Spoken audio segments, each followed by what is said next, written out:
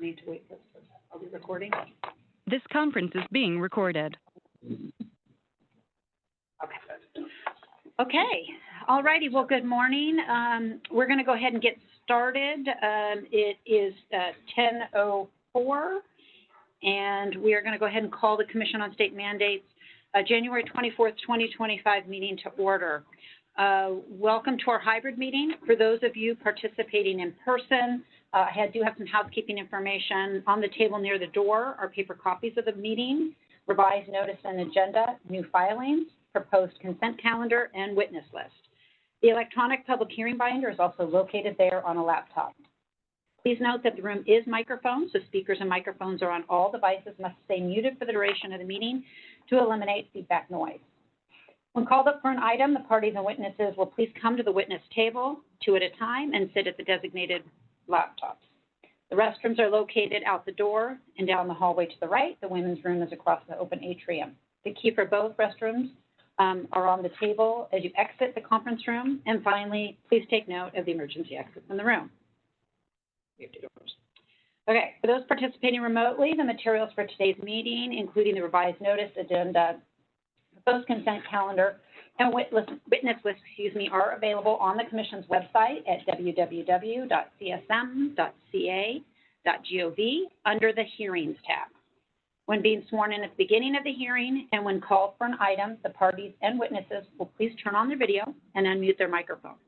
At the conclusion of the item, please turn off the video and mute the microphone. In the event we experience technical difficulties or the meeting is bumped offline, we will restart and allow time for people to rejoin before recommencing the meeting.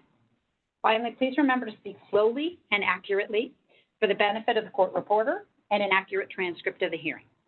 Juliana, will you please call the roll? Mr. Adams. Here. Ms. Clark. Here. Ms. Gallegos. Here. Ms. Green-Ross. Here. Ms. Nash. Here. Mr. Polland. Here. Ms. Prohl. Here. Next is item 1, election of officers. Okay. We'll go ahead and move to item 1. Are there nominations for chair? Oh, If I may, ma'am. please, you may. At the January 26, 2024 meeting, the Commission elected Joe Stephenshaw, Director of Finance, Chairperson of the Commission, and Fiona Ma, State Treasurer, Vice Chairperson. All Commission members, as defined by Government Code Section 17525, are eligible to be officers.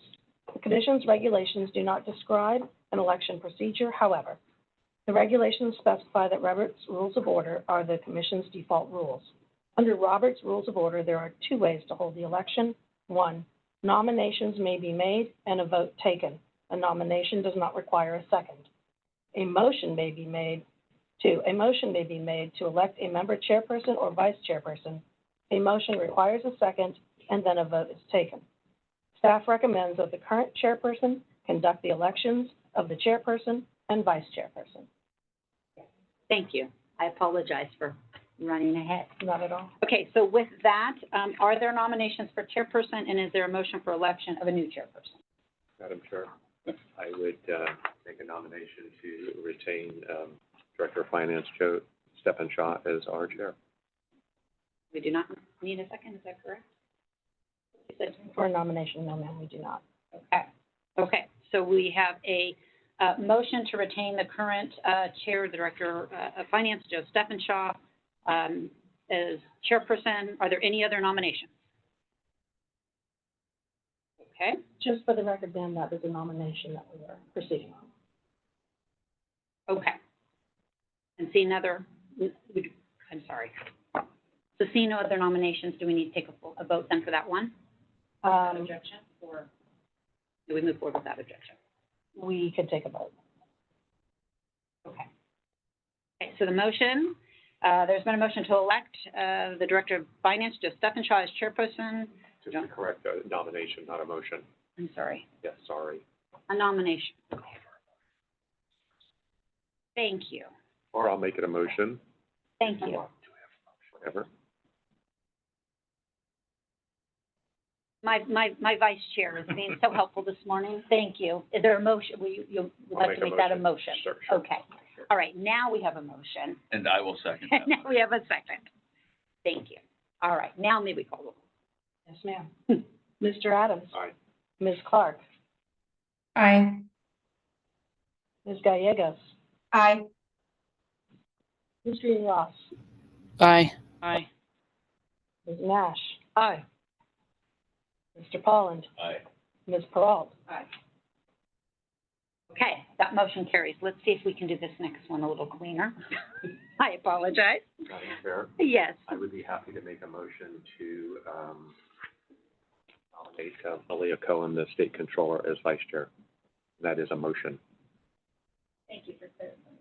I appreciate it. Okay, so we do have a nomination and motion for Vice Chairperson, that the State Controller be elected as the new Vice Chairperson. Okay, are there any other nominations or motions? Seeing none? Okay. May we please call the roll on that? That is a motion. I Do think we have need a Oh, do we need a second? I'll Sorry. second that. I promise we're going to get through this morning. Thank you. We have a first and a second. Now, please call the roll. Yes, ma'am. Mr. Adams? Aye. Ms. Clark? Aye. Ms. Gallegos? I guess there's only one vote I can take here. Aye. Ms. Green Ross? Aye. Aye. Aye.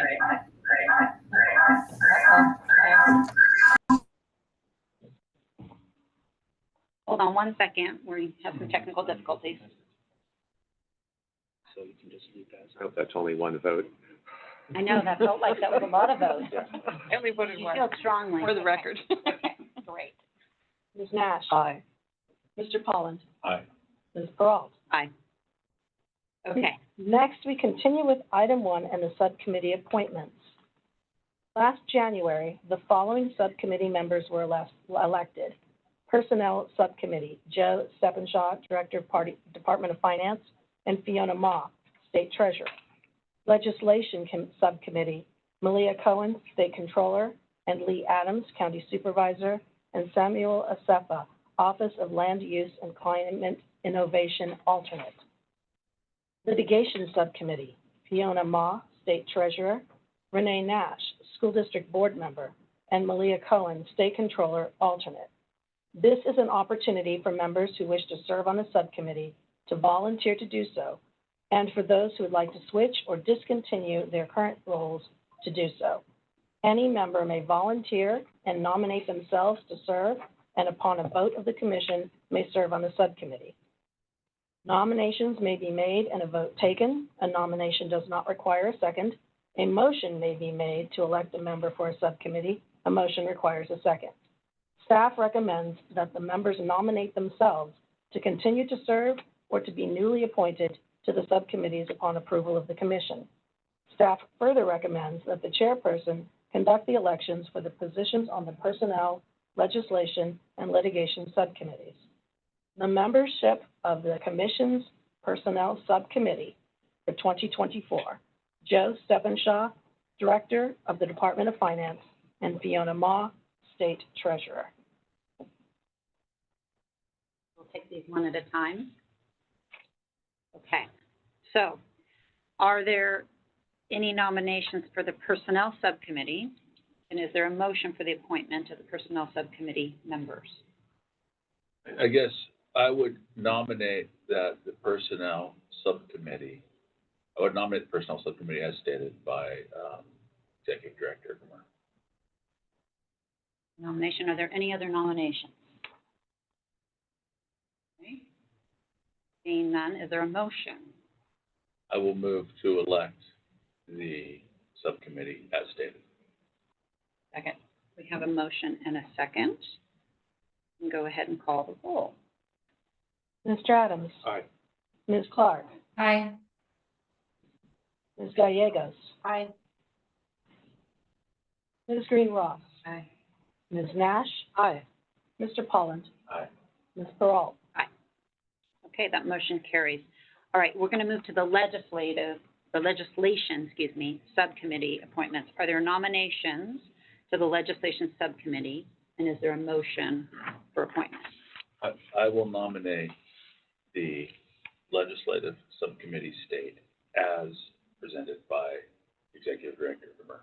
For the record, The 2024 Legislative Subcommittee is Malia Cohen, State Controller, and Lee Adams, County Supervisor.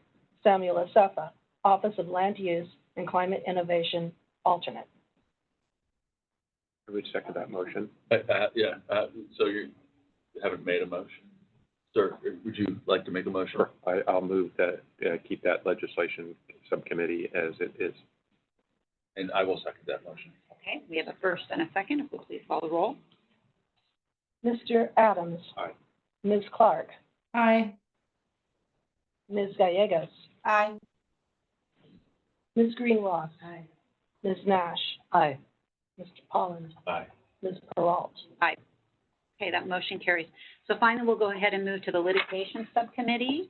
Can you just remind us again who those current Yes, ma'am. members? The membership of the Commission's Litigation Subcommittee for 2024, Fiona Ma, State Treasurer, and Renee Nash, School District Board Member. Malia Cohen, State Controller, alternate. I will nominate the litigation subcommittee members as stated by Executive Director. I would second. Okay, so that was a nomination. I made a Are you making a motion also, or just, hold on, are there any other nominations? Seeing none. Want to make that into a motion? So yes, I will then make a motion to nominate the litigation subcommittee as previously stated. In I a would second? Okay, we have a motion and a second, if we can call the roll. Mr. Adams. Aye. Ms. Clark. Aye. Ms. Gallegos. Aye. Ms. Greenroth. Aye. Ms. Nash. Aye. Mr. Polland. Aye. Ms. Peralt. Okay, that motion carries, and I think we got through that. A little smoother at the end. Okay, go ahead. We're going to go ahead now and move to item 2. Are there any objections to or additional corrections of the October 25th, 2024 minutes? Seeing none. Are there any public comments for this item? I would also like to note for the caller ending in 95, if you have any public comments on any items, please hit #2 on your phone so that I can see if there are any public comments. Seeing none, there are no public comments, Madam Chair. Thank you very much. Are there any questions from the members? All right, seeing none, without further discussion, is there a motion? A minute, I'll move to approve the minutes. a second? Second. Okay, we have a motion and a second. We go ahead and call the roll. Mr. Adams. Aye. Ms. Clark. Aye. Ms. Gallegos. Aye. Ms. Greenroth. Aye. Ms. Nash. Aye. Mr. Polland. Aye. Ms. Peralt. Okay, that motion carries. We're going to go ahead and move to item 3, which is our minutes from November 22nd, 2024.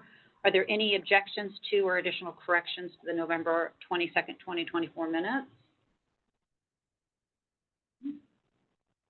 Seeing none, are there any public comments on this item?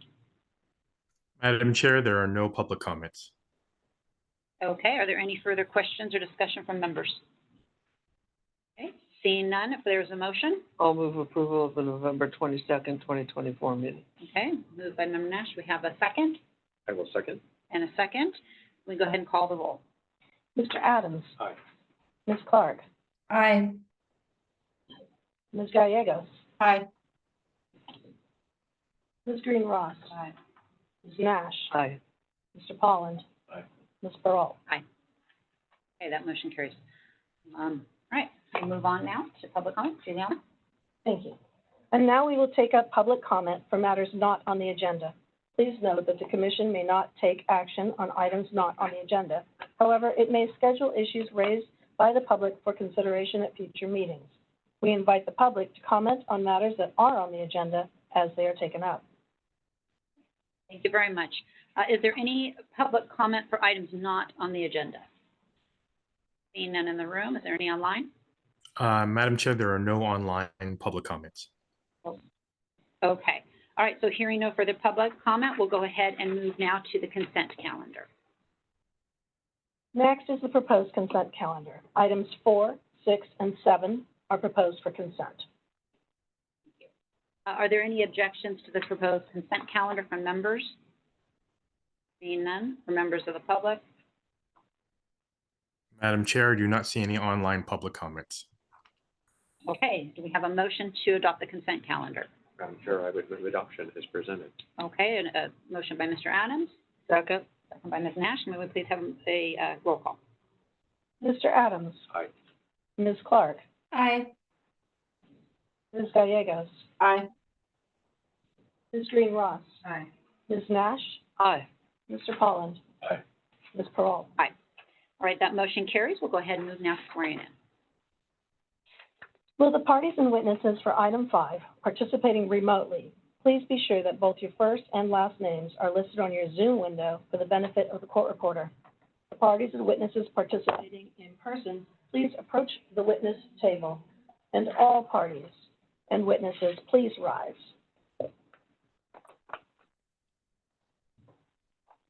Beginning with the witnesses in the room, for item 5, please state your names for the record.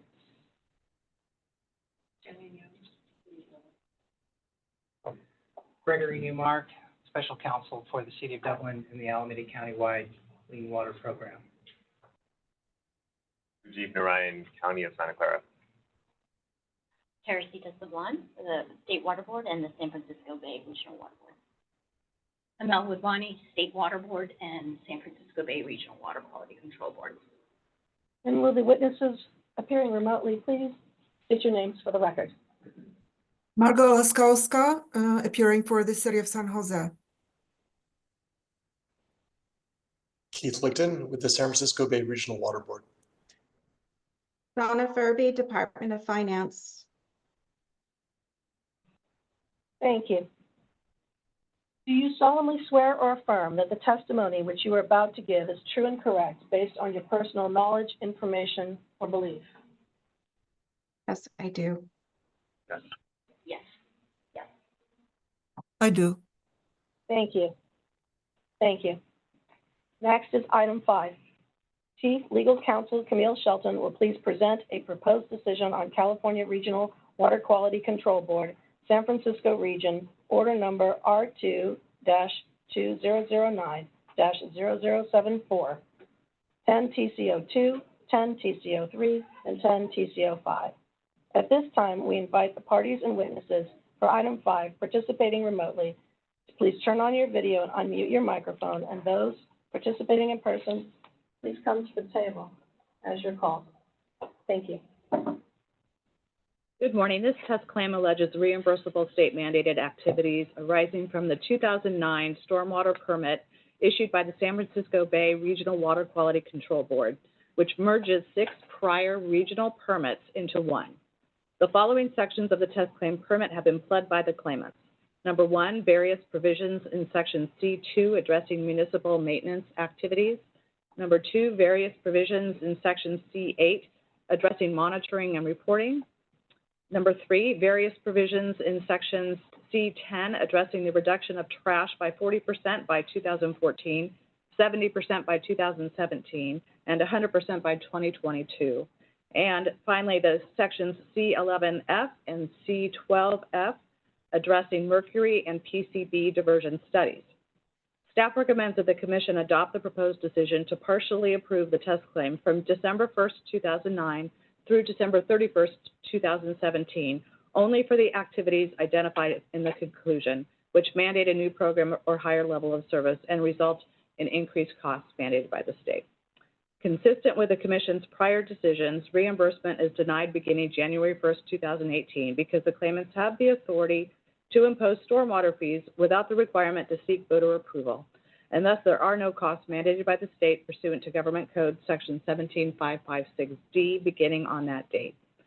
Staff further recommends that the Commission authorize staff to make any technical, non-substantive changes to the proposed decision following the hearing. This item is complex. If you have any questions during the proceedings, please don't hesitate to ask. Thank you so much. Okay, we will go ahead. Parties and witnesses, if, as you're called up, if you please state your names for the record. Mr. Newmark and Ms. Young for the claimant, City of Dublin, would you like to begin? Yes, please come on. Go ahead and come on up to this. table. Thank you. Hi, my name is Shannon Young. I'm the Environmental and Sustainability Manager for the claimant City of Dublin. Thank you for the opportunity to present testimony today regarding this matter. And thank you also to you all and to staff for your hard work on the proposed decision. As already mentioned, it is very complex, and I know a lot of effort went into crafting this proposed decision. I'm going to try to be brief here today and provide some background information on me and some facts relevant to this case. So, as mentioned, I work for the City of Dublin. I started working in the City of Dublin in November 2015. And as part of my responsibilities in the City of Dublin, I manage all aspects of the municipal regional stormwater permit. And so examples of some of the programs and activities required by that permit that I manage include coordinating with our maintenance team on courtyard best management practices and integrated pest management programs, plan review for public and private projects for new and redevelopment standards, managing our stormwater inspection and illicit discharge response, conducting creek cleanups, and also developing and implementing our trash load reduction program. Prior to working with the City of Dublin, I worked for the City of Fremont for 10 years, and in that capacity there, I was primarily responsible for implementing new and redevelopment programs, performance programs. So I also serve as the Vice Chair for the Alameda Countywide Clean Water Program Policy and Management Subcommittees, and so those are the main bodies that help guide all the co-permittees in the Alameda Countywide Clean Water Program, which is a consortium of the agencies in, Alameda County that are required to implement or they're co-permittees of this permit. And I'm also the chair of the Data Management Subcommittee, which is a relatively newly formed committee that develops databases and tools for the permittees to collect all of the data that's required for the MRP. So the City of Dublin is one of the co-permittees and the municipal, I'm sorry, I've got a little, trying to fight off something here. One of the co-permittees in the Alameda Countywide, or the Municipal Regional Stormwater Permit.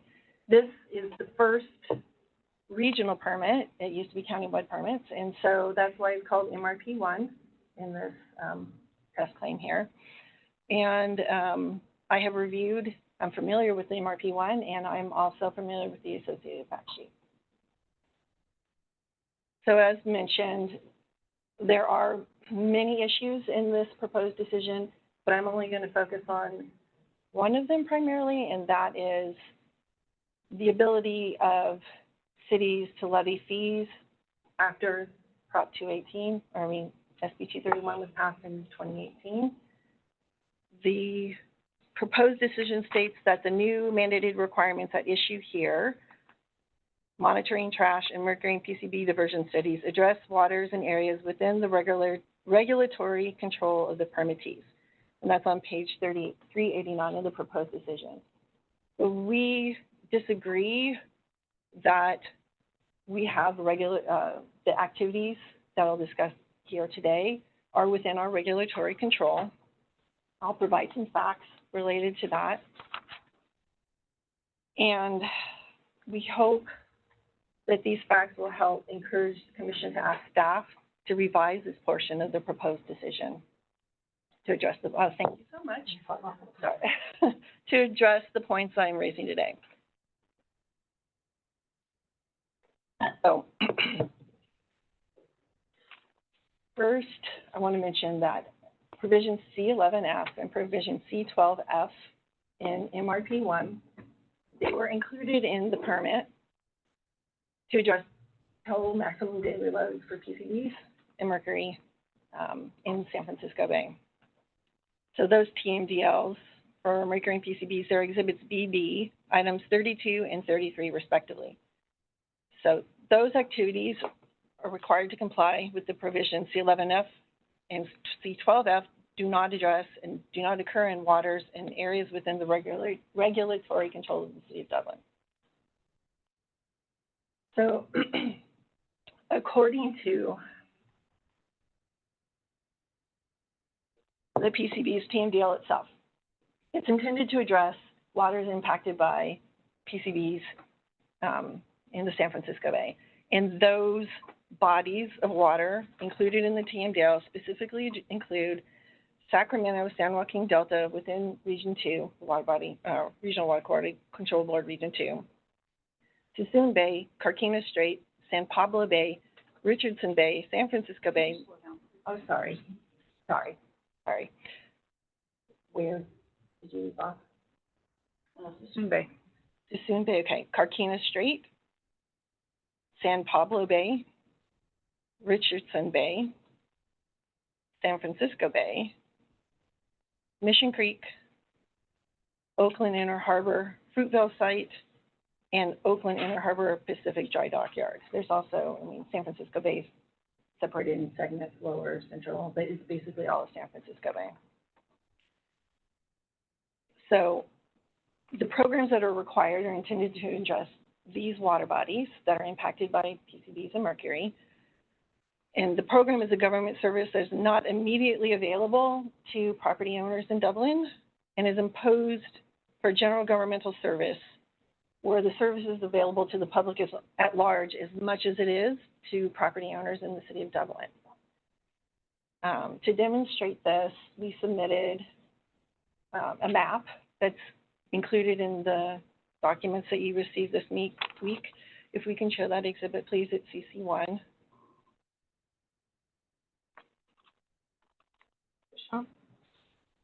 Thank you.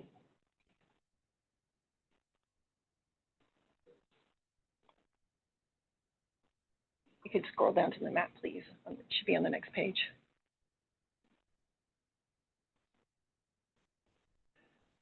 So I asked our GIS coordinator to create this map. As you can see here, we've got the City of Dublin in the center of the map. We're an inland community, and the water bodies highlighted in blue or labeled in blue, those are the water bodies that are impacted by the TMDL. And so you can see that Dublin is not adjacent to any of these water bodies. And in fact, it would take me about 30 minutes to reach the nearest TMDL impacted water body, driving from my office to that water body. So we're not adjacent to any of these water bodies. And so therefore, any of the programs or requirements that are implemented to meet this TMDL, they don't benefit Dublin property owners any more than they do the general public. So also under MRP1, one of the activities we were required to do was to implement pilot projects, a diversion project from diverting stormwater from the storm drain system to a wastewater treatment plant to remove PCBs and mercury prior to discharge into the bay, to demonstrate the effectiveness of that at removing those pollutants from the stormwater system. So another exhibit that we provided this week, if you could scroll to exhibit CC2, please. The pilot project was conducted at that Eddy Street pump station, which you may be able to see. It's the red point here. It's in Oakland. And that pump station project did not treat any of the stormwater in the City of Dublin. City of Dublin stormwater flows to Alameda Creek, which you can kind of see there by Fremont down at the bottom of the page. And it's none of the stormwater in Dublin was managed through this pilot project. So once again, the benefit is to the general public as a whole and not to property owners specifically in Dublin. So provision C12F of MRP 1 says, quote, The knowledge and experience gained through pilot implementation will be used to determine the implementation scope of urban runoff diversion in subsequent permit terms. So the Water Board is going to use the information derived from the pilot projects throughout the region to develop permit requirements for the region as a whole in the next permit, MRP2. And once again, it's not directly related to Dublin property owners, but it impacts the region as a whole, so not specifically Dublin. Also, on a related note, the PCB's TMDL itself states the TMDL is intended to achieve protection of the commercial and sport fishing beneficial use. Sport fishing. Beneficial use. There is no sport fishing in Dublin, and there is no commercial fishery in Dublin. And you can see in Exhibit CC3, we've provided an excerpt of the California Department of Fish and Wildlife's freshwater sport fishing regulations. That document says that Alameda Creek and all of its tributaries are closed to all fishing all year. And any of the exceptions provided in that document are not anywhere near the city of Dublin. So that means that there's no sport fishing that's legally permitted in Dublin. So when you take these two facts, the fact that the pilot projects were implemented in order to inform the subsequent permit, MRP2, like what regulations would be included to address the TMDLs, and the fact that there's no sport fishing in Dublin, this leads one to believe that these programs are benefit the public at large and not private property owners specifically in Dublin. So my last point, and it's not related to PCBs, it's related to the trash load reduction requirements in MRP1, is that all of the requirements in the MRP, or nearly all of the requirements in MRP1 are related to and implemented in publicly accessible areas, such as the public right-of-way or in city parks that are available for the general public. And any benefits related to the programs that we are implemented are only incidentally benefiting the private property owners. So thank you. That concludes my comments. I appreciate your time and attention listening to my testimony, and our counsel, Mr. Greg Newmark, is here also to address these issues. Thank you very much. I appreciate that. Mr. Newmark?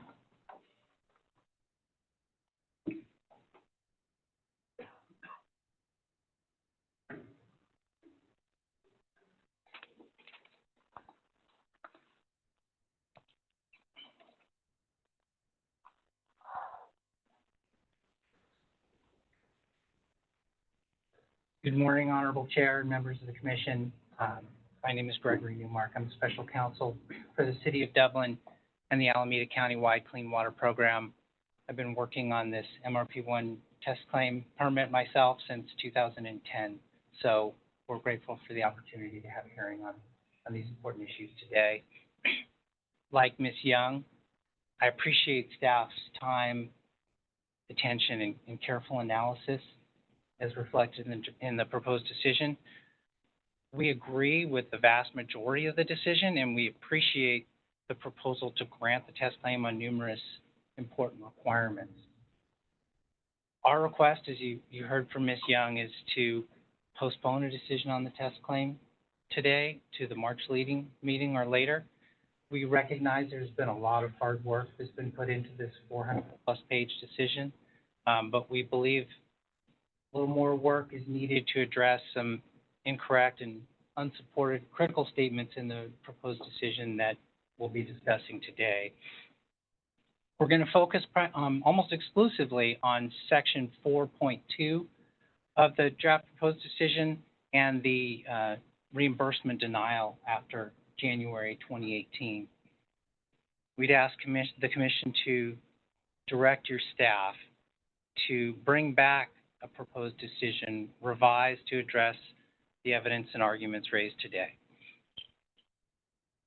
So first, we'd like to point out that the proposed decision improperly excuses state agencies from carrying their burden to show that the permittees have fee authority. Supreme Court and all lower court decisions require that parties seeking an exception to the reimbursement requirement bear the burden of proving that that exception applies. So those parties bearing the burden today are the state agencies, Department of Finance and the water boards.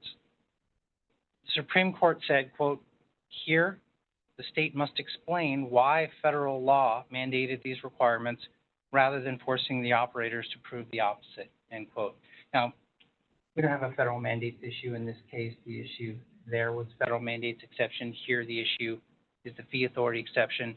But this burden on the party seeking to apply the exception as opposed to, what the Constitution plainly states, that where there's a new program or higher level of service imposed, that subvention is required by the state. So even the Third District Court of Appeal opinion relied on by the proposed decision holds that, quote, we agree the state has the...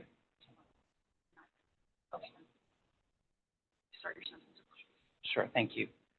Even the Third District Court of Appeal opinion relied upon by the proposed decision holds that, quote, we agree the state has the burden of establishing that the permittees have fee authority, end quote. So this procedural issue of burden of proof is really important. The permittees have and their residents and their taxpayers and their ratepayers and their businesses have a constitutional right that can only be denied if the state agencies prove that it should be.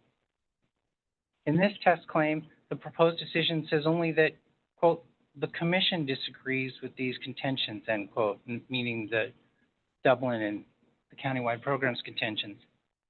Nowhere does the proposed decision set forth or analyze what the state agencies claim about fee authority, even though the Supreme Court commanded that the state agencies must explain why an exception applies. Indeed, the proposed decision is forcing the operators to prove the opposite, exactly what the Supreme Court ruled cannot happen. So in this test claim, the state agencies offer no explanation for how Dublin allegedly can meet the substantive requirements to impose a fee to pay for the specific permit provisions at issue in this case.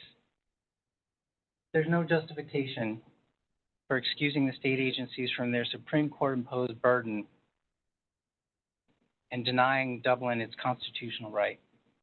So we respectfully request that the Commission direct staff to revise the proposed decision to state either that the state did not explain how Dublin has fee authority for the specific requirements at issue and therefore failed to carry its burden, or analyze the state's explanation if we hear one today. If we don't, there hasn't been one, and include citations to the record for the factual basis to show how there is fee authority for the specific requirements that we're talking about today that are listed in the draft proposed decision. So even though the state agencies made no showing to shift the burden, Dublin's evidence shows the substantive requirements for a property-related fee cannot be met. So I want to note at the threshold that the proposed decision, we recognize that lots of work went into this, and especially with the comments on the draft proposed decision, there wasn't a lot of time, but it misstates Dublin and the countywide programs position and misstates the text of the Constitution. This is on page 386, and I'd ask if staff would please display Exhibit CC-5.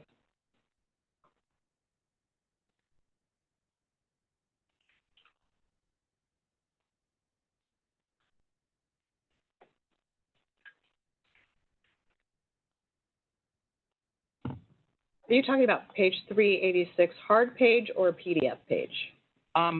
It's I think the hard page with the page number at the bottom. So it's page 389 PDF. If that's what.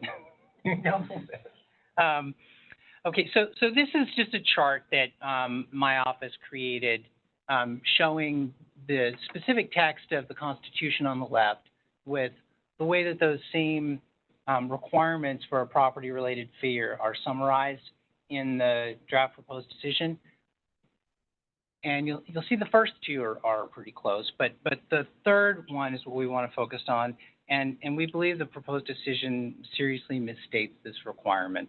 The Constitution prohibits the imposition of a property-related fee without voter approval, quote, where the service is available to the public at large in substantially the same manner as it is to the property owners, end quote. And so you'll see that the way the proposed decision talks about it, it doesn't include the concept of the differentiation to the availability of the service to the property owner versus the general public, and it talks about imposing the fee on the general public as opposed to the availability of the service. So probably an inadvertent paraphrase of our position in the Constitution, but we do believe it's an important one. And if nothing else, we believe the proposed decision should be revised to accurately state the requirements of the Constitution. So the proposed decision also, we believe, incorrectly states that, quote, here, there is no showing as a matter of law or fact that a fee cannot meet the substantive requirements of Article 13D, Section 6B. That's on page 389 of the proposed decision. Dublin and the countywide program submitted a comment letter on October 28th of last year. That comment did make legal and factual showings. The factual showings were supported by a statement that they were made under penalty of perjury, so there's no evidentiary issue with them. So it would be one thing to say that the showing was insufficient somehow, but we don't believe it's proper to act as if the showing didn't exist at all. And we don't believe it's proper to omit any explanation for why the legal and factual showing falls short, if that's the staff's determination. We'd also point out the proposed decision states that, quote, courts have found that local government has the authority, i.e. the right and the power, to levy property-related fees for stormwater services under their police powers, end quote. We believe that's incorrect as a categorical statement, the way it's set forth in the proposed decision. In fact, no appellate decision has applied the fee authority exception to preclude reimbursement for all stormwater permit requirements across the board, as the proposed decision does after 2018. The 2022 Third District Court of Appeal opinion, which is the only authority cited in the proposed decision for this across-the-board application of the fee authority exception, actually only applied the exception, denied fee authority for 3 of 8 permit requirements at issue in that case. Reimbursement was required for the other 5 permit requirements that were issued in that case, many of which were programs that required regional efforts, regional collaboration, development of regional plans, very similar to the collaboration and regional efforts that you heard Ms. Young talk about for the Mercury and PCB diversion projects. Similarly, the 2021 Second District Court of Appeal opinion applied the fee authority exception for only 1 of the 2 permit requirements at issue in that case. And no appellate opinion has ever approved the application of SB 231 to deny subvention, let alone approving the across-the-board approach adopted in the proposed decision.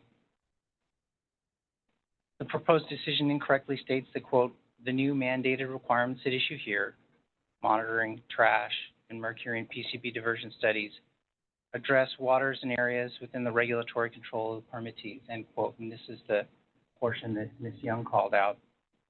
There's no evidence cited in the proposed decision in support of this statement, which we submit is incorrect.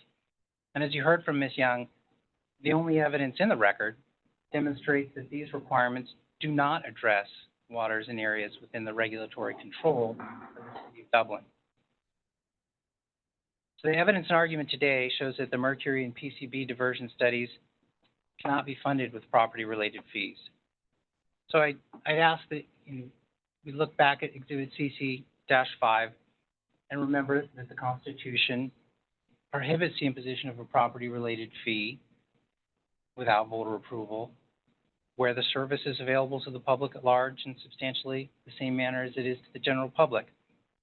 The service provided in connection with the Mercury and PCB diversion studies is available to the public at large in substantially the same manner as it is to Dublin property owners. There's been no argument to the contrary. So a fee to pay for that service cannot be imposed without voter approval. So there's no fee authority for these requirements, and reimbursement is required. We would like to note that the arguments that we've raised today do apply to some of the other permit provisions at issue. We focused on the Mercury and PCB diversion studies due to the time constraints on this hearing. It's a 400-page decision, and so we're trying to be targeted here. We note that the Section C10 trash load reduction provisions in the permit also fail to meet the substantive requirements for property-related fees. Dublin and the countywide program submitted Exhibit CC-4 to show that evidence produced by the California Department of Transportation shows a very substantial amount of trash on roadways comes from passing vehicles. I'd ask Commission staff to display the third page of Exhibit CC-4 if possible.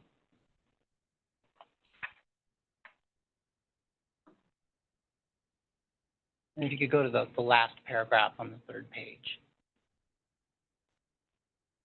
There we go. It's at the top. Well, it was at the top of the screen, I think. Oh no, sorry. You're right. I was looking at the second page. Okay, there. You'll see this says the sources of trash are many. Yes, garbage is thoughtlessly tossed out of car windows or dumped in vacated spots. However, most of the litter comes from loads that are improperly tarped or tied down. This is evidence that a lot of the trash on busy Dublin streets does not come from adjacent properties, and those properties cannot be assessed a property-related fee for litter discarded by the general public passing through. So I'd like to thank you for your careful attention to our testimony. There is a lot that's very good in the proposed decision, but we respectfully ask that you direct staff to make revisions to address the mistakes that we identified today and adopt a final decision at a future commission hearing. I would like to reserve the right to make some rebuttal comments to the extent necessary from any remarks made by the state agencies. If there's no questions, I'll take my seat at the back. Yeah, we'll go ahead and take up questions at the end after we've heard from all of our witnesses. Thank you very much. Thank you. Okay. I'm going to apologize now if I mispronounce names. So, Mr. Narayan, thank you. I knew I was going to say that wrong. For the claimant, County of Santa Clara, do you have any comments? Yes. Thank you.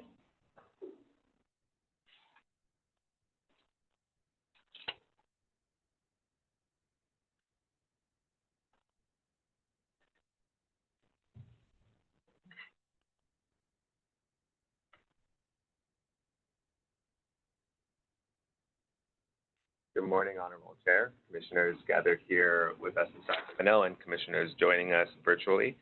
My name is Rajiv Narayan. I'm a Deputy County Counsel for the County of Santa Clara, and I'm here today to talk about 10TC03, one of the 3 test claim permits that's currently before the Commission on State Mandates. Right at the outset, I would like to agree with the comments of my colleague, Mr. Newmark, that we really appreciate the incredibly complicated and diligent work that the Commission on State Mandates staff have done on this test claim. It's a behemoth work, and we're really grateful for the careful analysis that allowed us the opportunity to engage. It's important for the County of Santa Clara in making comments today to reassert the analysis and arguments that we provided in our rebuttal comments, which is to say that although we agree with many elements of the draft decision, we do not believe that the draft decision is supported by substantial evidence as to several provisions. Those include C8D, C8C, C8DI, and C8DII. And I'll be talking about those in my testimony today. Overall, we encourage and strongly urge the Commission on State Mandates to direct staff to revise the draft decision consistent with the comments that we provided in our rebuttal previously. And we would like to join the comments and oral testimony provided by our peer test claimants from the City of Dublin, Alameda County, and the City of San Jose, as they are relevant to the reimbursement provisions offered by the County of Santa Clara as well. My testimony today will be focusing on whether the provisions I just cited meet the core legal standard that applies to the analysis of unfunded mandates. That is, whether these legal provisions impose a new program or higher level of service on the test claimants, in particular, the County of Santa Clara. As to each of these four provisions, the draft decision finds and determines that none of them impose a new program or higher level of service. What that means in practical terms, when courts analyze these issues, is they compare the pre-existing legal requirements in place up to the point where the test claim statute or executive order imposed new legal obligations on the test claim permittee, which in this case, again, is the County of Santa Clara. So in our analysis, we'll start with comparing what legal requirements existed in the new permit, the test claim permit, and compare those to what legal requirements existed prior. In each case, the County of Santa Clara argues that the test claim permit issued in 2009 imposes, as to these four provisions, new programs or higher levels of service. To be clear, I won't go into the nitty-gritty details of every single of one of these four test claim provisions. We encourage you to refer back to the comments that we submitted previously, but I will be focusing on the high-level principles at play in these arguments for the benefit of the Commission. To start with C8B, and for those who would like to follow in person or online, that begins at page 188 in the hard copy of the draft decision. Section C8B requires that the permittees shall participate in implementing an estuary receiving water monitoring program at a minimum equivalent to the San Francisco Estuary Regional Monitoring Program for Trace Substances, or the RMP, by contributing their fair share financially on an annual basis. That's the clause that we're going to focus on today. It's this new requirement, a new program or higher level of service for the county to contribute its fair share financially to the RMP on an annual basis. So that's what the 2009 permit says. What does the 2001 permit say? The permit that preceded the 2009 permit. Rather than impose a requirement on permittees like the county to contribute their fair share financially, the 2001 permit, which you can see quoted on page 189 of the draft decision, requires permittees only to participate in the RMP or an acceptable alternative monitoring program. So what we have here is a comparison of two provisions. One that says permittees shall participate by contributing their fair share financially on an annual basis, and a prior permit provision that merely says that permittees shall participate in the RMP or an acceptable alternative monitoring program. That's the starting point for our analysis. We claim that this 2009 permit imposes a new requirement to contribute financially. The draft decision, of course, disagrees with that analysis, and it says that, in fact, there was a pre-existing legal requirement for the county and other permittees to contribute financially to the RMP. The draft decision does not claim that that requirement was in the 2001 permit. To be clear, there's no dispute about that. Instead, the draft decision points us to four different legal documents saying that one of these probably imposed a legal requirement or reflects a legal requirement for the county to contribute financially to the RMP. We explain in the rebuttal why we believe that none of these appropriately evidence a pre-existing legal obligation for the county to contribute financially to the RMP. For example, one of these documents is a 1992 resolution adopted by the regional board. The argument of the County of Santa Clara is that this is a document that imposes obligations on the executive director of the regional board, not on permittees.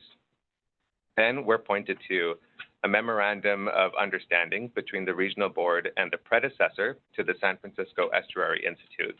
Here too, we claim that in general, This is a legal instrument between the regional board and the San Francisco Estuary Institute. It doesn't impose an obligation on permittees. It doesn't evidence the legal text that would create an enforceable requirement for the county or other permittees to contribute financially to the RMP.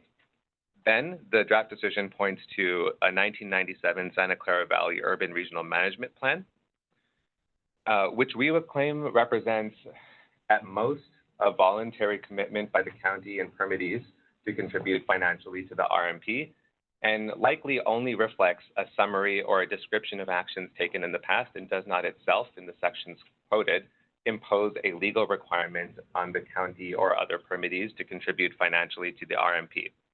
The draft decision also references a 2007 basin plan, but we make the argument that this makes historical reference to a legal obligation and does not itself impose that legal requirement to contribute to the RMP financially.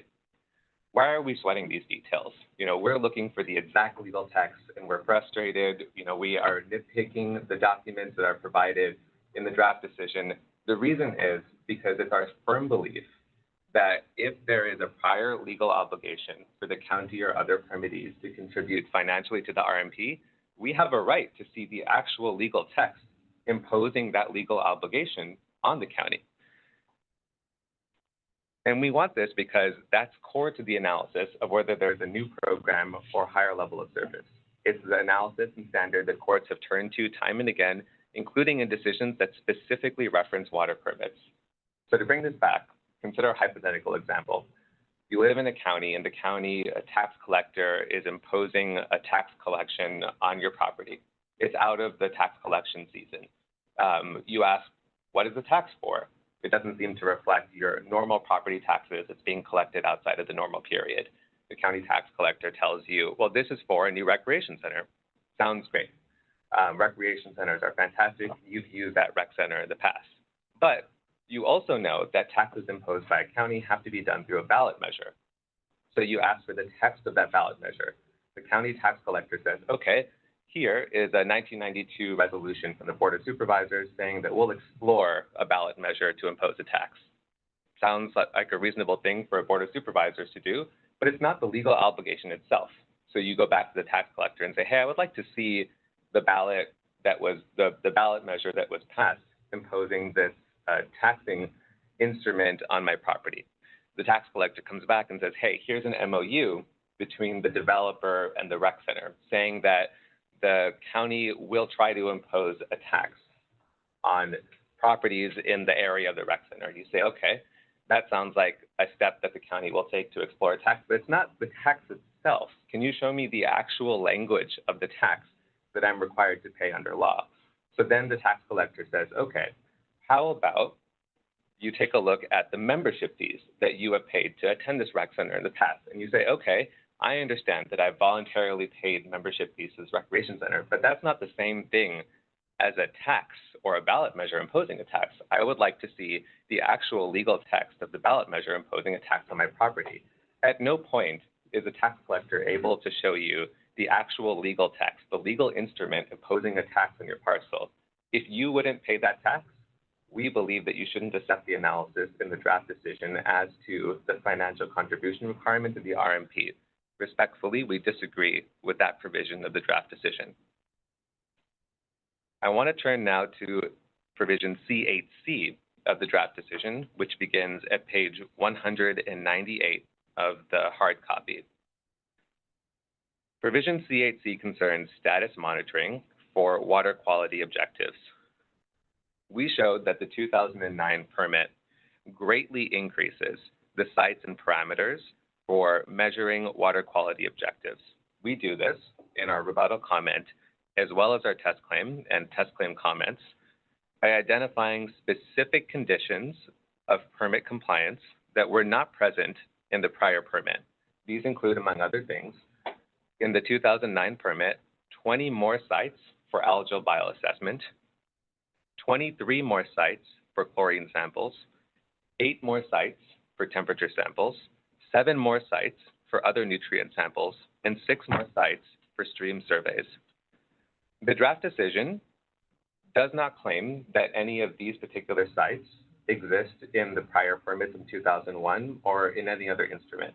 It says instead, at a high level, that prior legal obligations existed for the county and other permittees to meet the same level of service. And for that reason, the 2009 permit doesn't impose, quote, a new program or higher level of service. We also respectfully disagree with that determination. The reasoning is because it's the burden of the regional board and the draft decision to show by substantial evidence that the difference, the delta between that 2001 permit and 2009 permit includes the many additional sites and parameters that I just noted. If the draft decision can't show you that those 20 additional sites for Algel bioassessment existed in the prior permit or other legal obligations, if the draft decision can't show you that those 23 additional sites existed for chlorine samples, then what we're left with is the factual finding that there are, in fact, several new requirements that impose a new program or higher level of service, which entitle the county and other permittees to reimbursement under the state constitution. We want to focus on this requirement in part because the analysis here, the one provided in the draft decision, we contend is exactly the same as was rejected by the Court of Appeal in 2022. To its credit, the draft decision does engage with that argument, but again, we respectfully disagree with that. We thought it would be helpful for the Commission to explain the core principle underlying the Court of Appeal's analysis. What the Court of Appeal argued in 2022, and this was a decision also about water permits, is that if you accept the reasoning that a new or higher level of service, a new program or higher level of service requires us to analyze a very high level of the same standard, no water permit would ever impose an unfunded mandate. And that's because water permits by their nature are always meeting the same requirements. The point of a water permit is for counties, cities, and other kinds of local government agencies to meet certain water quality objectives so that they can discharge into these waters. What water permits do from time to time with each permit is vary the conditions. We create different specific conditions for meeting that same requirement. The reason why these are unfunded mandates at a high level is because changing those specific requirements creates new programs or higher levels of service. And so here, we demonstrate how those conditions have changed. We show that there are 20 more sites for algal bioassessment, 23 more sites for chlorine samples, 6 more sites for stream surveys. Sorry. Listening, you're going fast. Yeah. Start over with the number part. Yeah, of course. So we showed that there are 20 more sites for algal bioassessment, 23 more sites for chlorine samples, 6 more sites for stream surveys. We are specific in our analysis about what's different between the existing obligations and the ones imposed by the 2009 permit. And for that reason, we believe that the 2009 permit, as to provision C8C, imposes a new program or higher level of service requiring reimbursement under the state constitution. I want to turn now to provision C8DII, which begins at page 224 of the hard copy of the draft decision. We also respectfully disagree with the determination reached here in the draft decision. So provision C8DII concerns the use of best management practices for stormwater treatment or hydrograph modification control. The high-level argument of the county is that we previously had more discretion to choose which best management practice to use under the 2001 permit and prior legal obligations. In 2009, the permit specified, it narrowed our discretion to choosing a best management practice for stormwater treatment and hydrograph modification control. For the same reasons I just provided to provision C8C, by changing the specific condition, by narrowing the county's discretion, the 2009 permit creates a new program or higher level of service. I won't belabor that point much more, but to say that it reflects in many ways the analysis I just provided under provision C8C. I want to conclude by talking about an issue that isn't immediately before the Commission, but I think concerns all of us as we talk about this particular test claim, which is the challenges that we've all experienced in the time delay here. And I want to be very clear that at no point is it the intention of the county to criticize the commission itself. If anything, we see and are concerned for the amount of work that you're required to do under the budget that you're given and the resources. And we want to make sure that we state into the record that the County of Santa Clara believes that this system should work better for everyone involved, the commission importantly, the county, of course, and other permittees, and including the Water Board and the Department of Finance. It's hard for us to understand how our rights and interests across the board are vindicated when the Commission on State Mandates isn't provided the resources it needs to render effective and quick decisions on test claim statutes and executive orders. To that end, we wanted to note a couple of government code provisions that are of some concern to us. These include Government Code 17553, which provides the Commission on State Mandates 1 year from the filing of a test claim to adopt a statewide cost estimate. Of course, this permit was issued in 2009. The test claim was originally filed by my predecessor in the county, along with Mr. Newmark in 2010. The Commission certified the test claim complete in 2017. A hearing was scheduled for 2018, and the draft proposed decision was issued 7 years later in 2024, with the hearing, of course, happening in 2025. Suffice it to say that 1 year deadline won't be met in this circumstance. Again, not the fault of the Commission itself, but something of great concern to us in this process, and something that we're committed to working on with the folks in this room and with the legislature. Among the many challenges at play, I think folks are well aware that if a test claim decision takes as long as it does in this case, it imposes institutional knowledge challenges. In this case, many generations of attorneys in my office have worked on this test claim. I mean that literally. I was 19 when the permit was issued, and I'm now the one providing oral testimony on behalf of the County of Santa Clara. But in addition to the generational challenges here, we also note that there are mechanisms that in the state statute recognize the challenges of time delays for the fiscal burdens they impose on local governments, because we, of course, have to front and advance the money for these permit conditions, all the while the determination is being made by the Commission on State Mandates.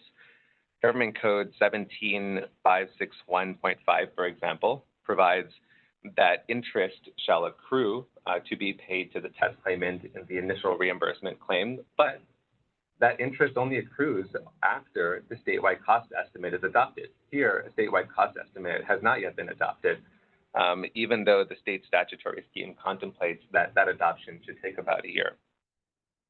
So it's of concern to us that this system isn't working the way it's designed to, even though it's very clear to us that everybody within the system is working really hard. There's an old adage in law, a core principle, that there are no rights without remedies. We just want to make sure that there's an effective way for the county and other test claimants to effectively vindicate our rights under the state constitution. We're committed to working with everyone to do that. Thank you. Thank you. Okay. We will go ahead, and again, I apologize. I know I'm going to mispronounce your name, but Ms. Laskowska? Did I say that wrong? I'm sure. From the city of San Jose, if you have any comments. Yes. Okay. Thank you very much. Good morning, honorable commissioners.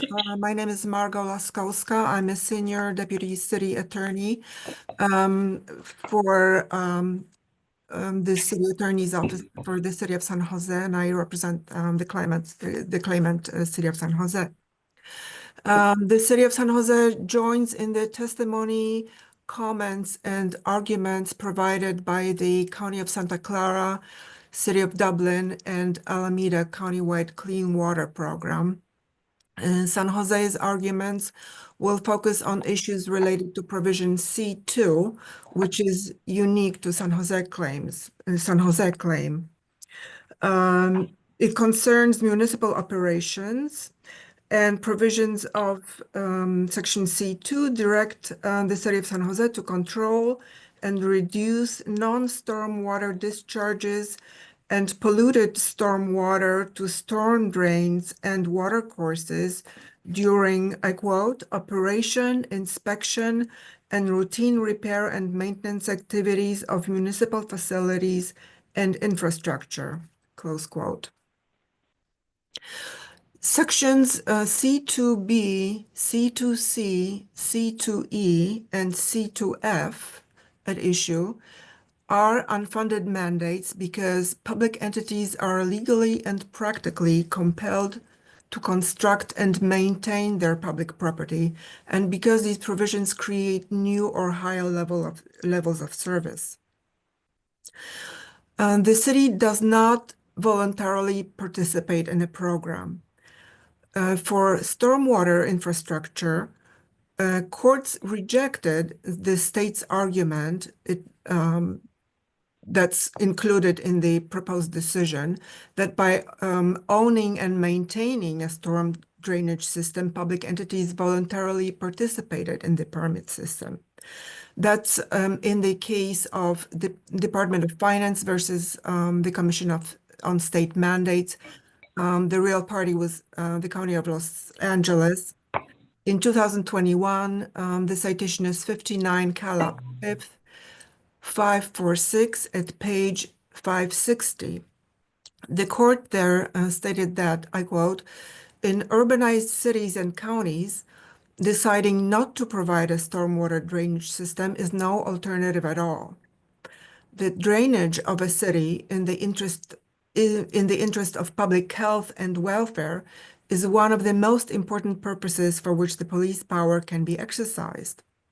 The alternative to not obtaining an NPDES permit was for permittees not to provide a stormwater drainage system. Permittees do not voluntarily participate in applying for a permit to operate their stormwater drainage system. They were required to do so under state and federal law, close quote. And that same principle applies here. Similarly, construction and maintenance of public works is an essential function of local government and is necessary for public health, safety, and welfare. The city cannot simply choose not to construct a new road or allow existing facilities to fall into disrepair.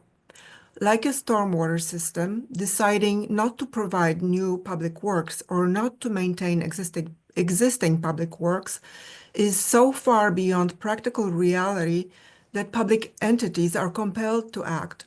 This cannot be deemed voluntary participation in a program. Failure to maintain infrastructure may expose public entities, local public entities, to legal liability for a dangerous condition of public property under Government Code Section 835.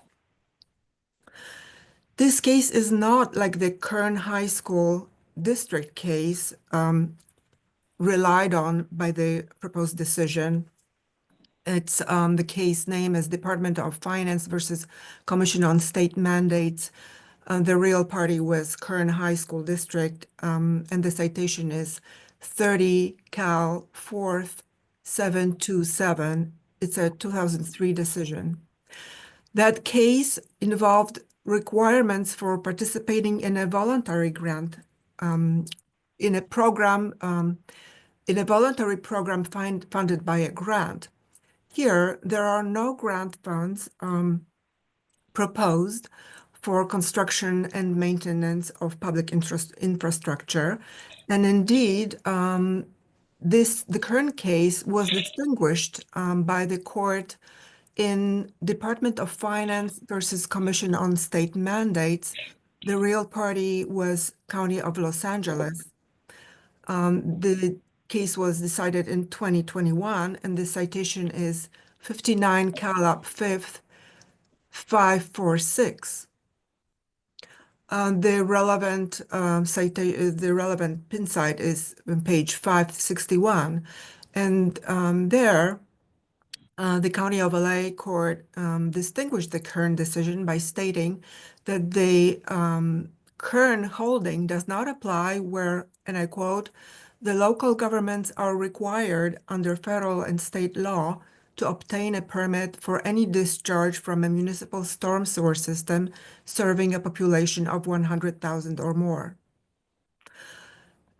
the County of LA Court was quoting the Supreme Court decision in Department of Finance versus the Commission, another County of LA case.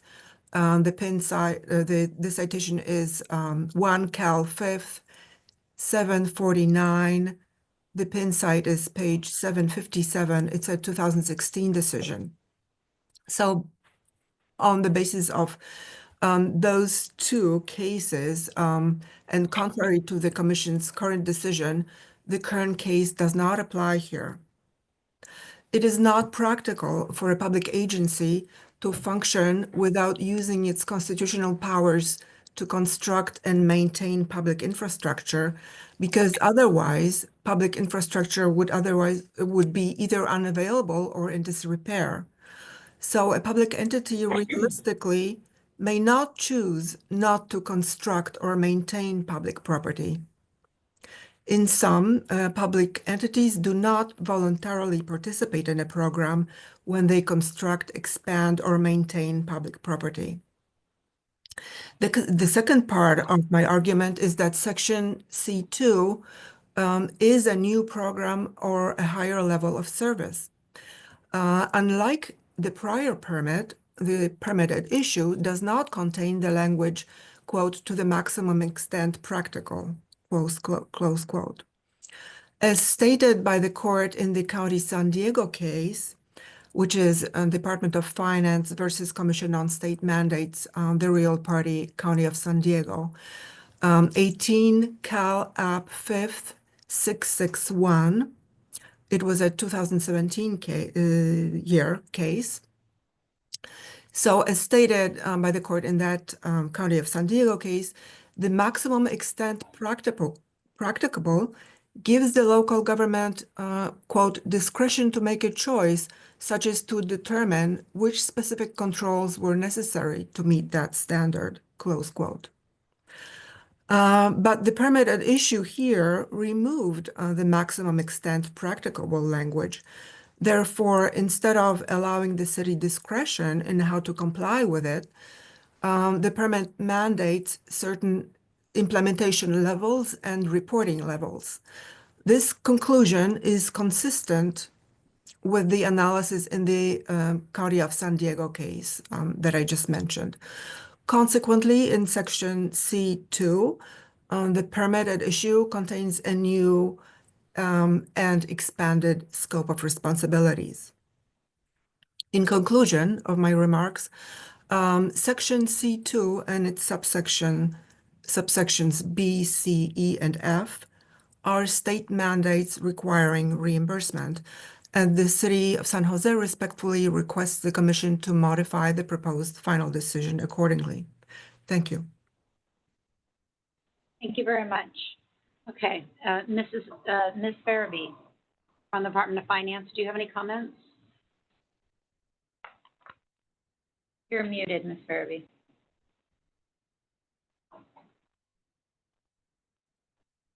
You're still muted. Sorry. I would respectfully ask to speak after the water boards have a chance to testify, please. Okay. Okay. All right. Then we will go ahead and move forward. And Ms. Sablin, Mr. I'm going to say these wrong. Okay. Mr. Leighton, who I think is on the monitor, and Mr. Wadwani. Oh, I'm so sorry. We got this wrong. For the State Water Resources Control Board and San Francisco Bay Regional Water Quality Control Board, if you have any comments, I'm not sure if Water Resources wants to go first or. Say, if these people are gonna be as long as those folks, Yes. it would be good for me to have a break now. Are your comments lengthy? We don't anticipate it being as long as theirs, but, I'll defer to you. We can take a 2-minute break. if you Go ahead want. and take a. Yeah, what would you need? 5-minute break. Okay, we'll go ahead and take a 5-minute break. It's 11:23, and we'll reconvene back at 11:28.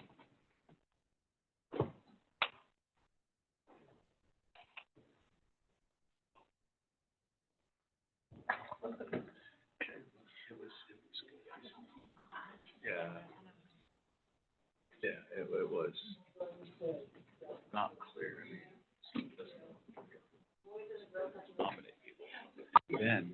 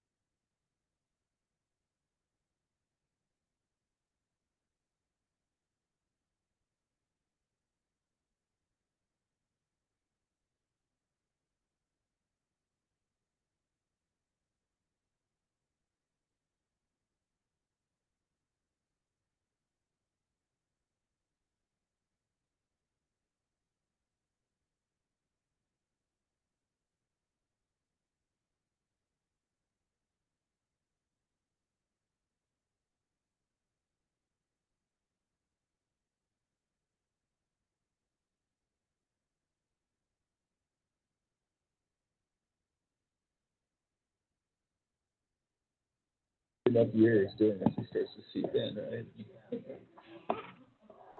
And I'm the most important person. Is it unmuted or are we unmuted? We're unmuted, okay, excellent. Sure, do we have? Sorry.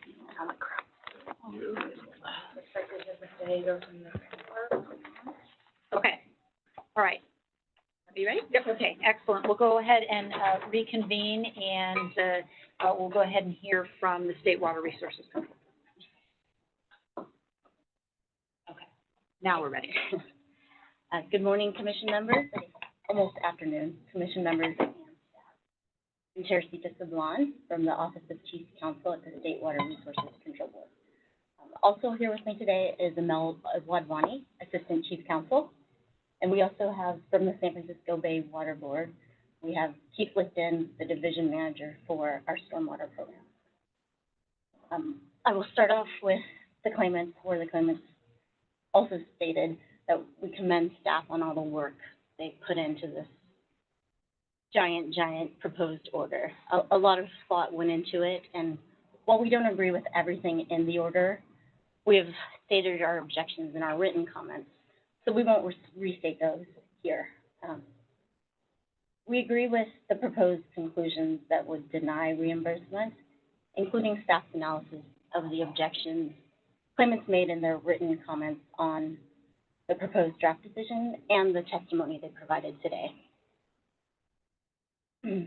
We don't think any of the testimony provided today warrants any changes to the draft proposed decision. Analysis in the draft proposed decision addresses the objections well and sufficiently. Specific to Dublin's testimony today, Dublin has a waste load allocation under the Mercury and PCB's TMDL. The pilot studies implement the waste load allocations and are requirements imposed on the permittees as part of their stormwater sewer service operation, a service provided to property owners in their respective jurisdictions. The permittees have fee authority for stormwater sewer services. We agree with the Commission staff's analysis in the proposed draft decision that the state doesn't have the burden of making the factual showing that the requirements of Article 13D, Section 6 are met. As the appellate court said in the 2022 Department of Finance decision, we just have to meet the legal burden. And the permittees have legal authority to impose fees for stormwater sewer service. And with that, you don't have to dig into the factual matters that were brought up today to find that the subvention exemption in Government Code Section 7556G applies here today. While we don't think the facts raised in Dublin's testimony are at issue here, we do have Keith Lichten on Zoom who can provide some background on those facts from the Water Board's perspective. Thank you. Thank you.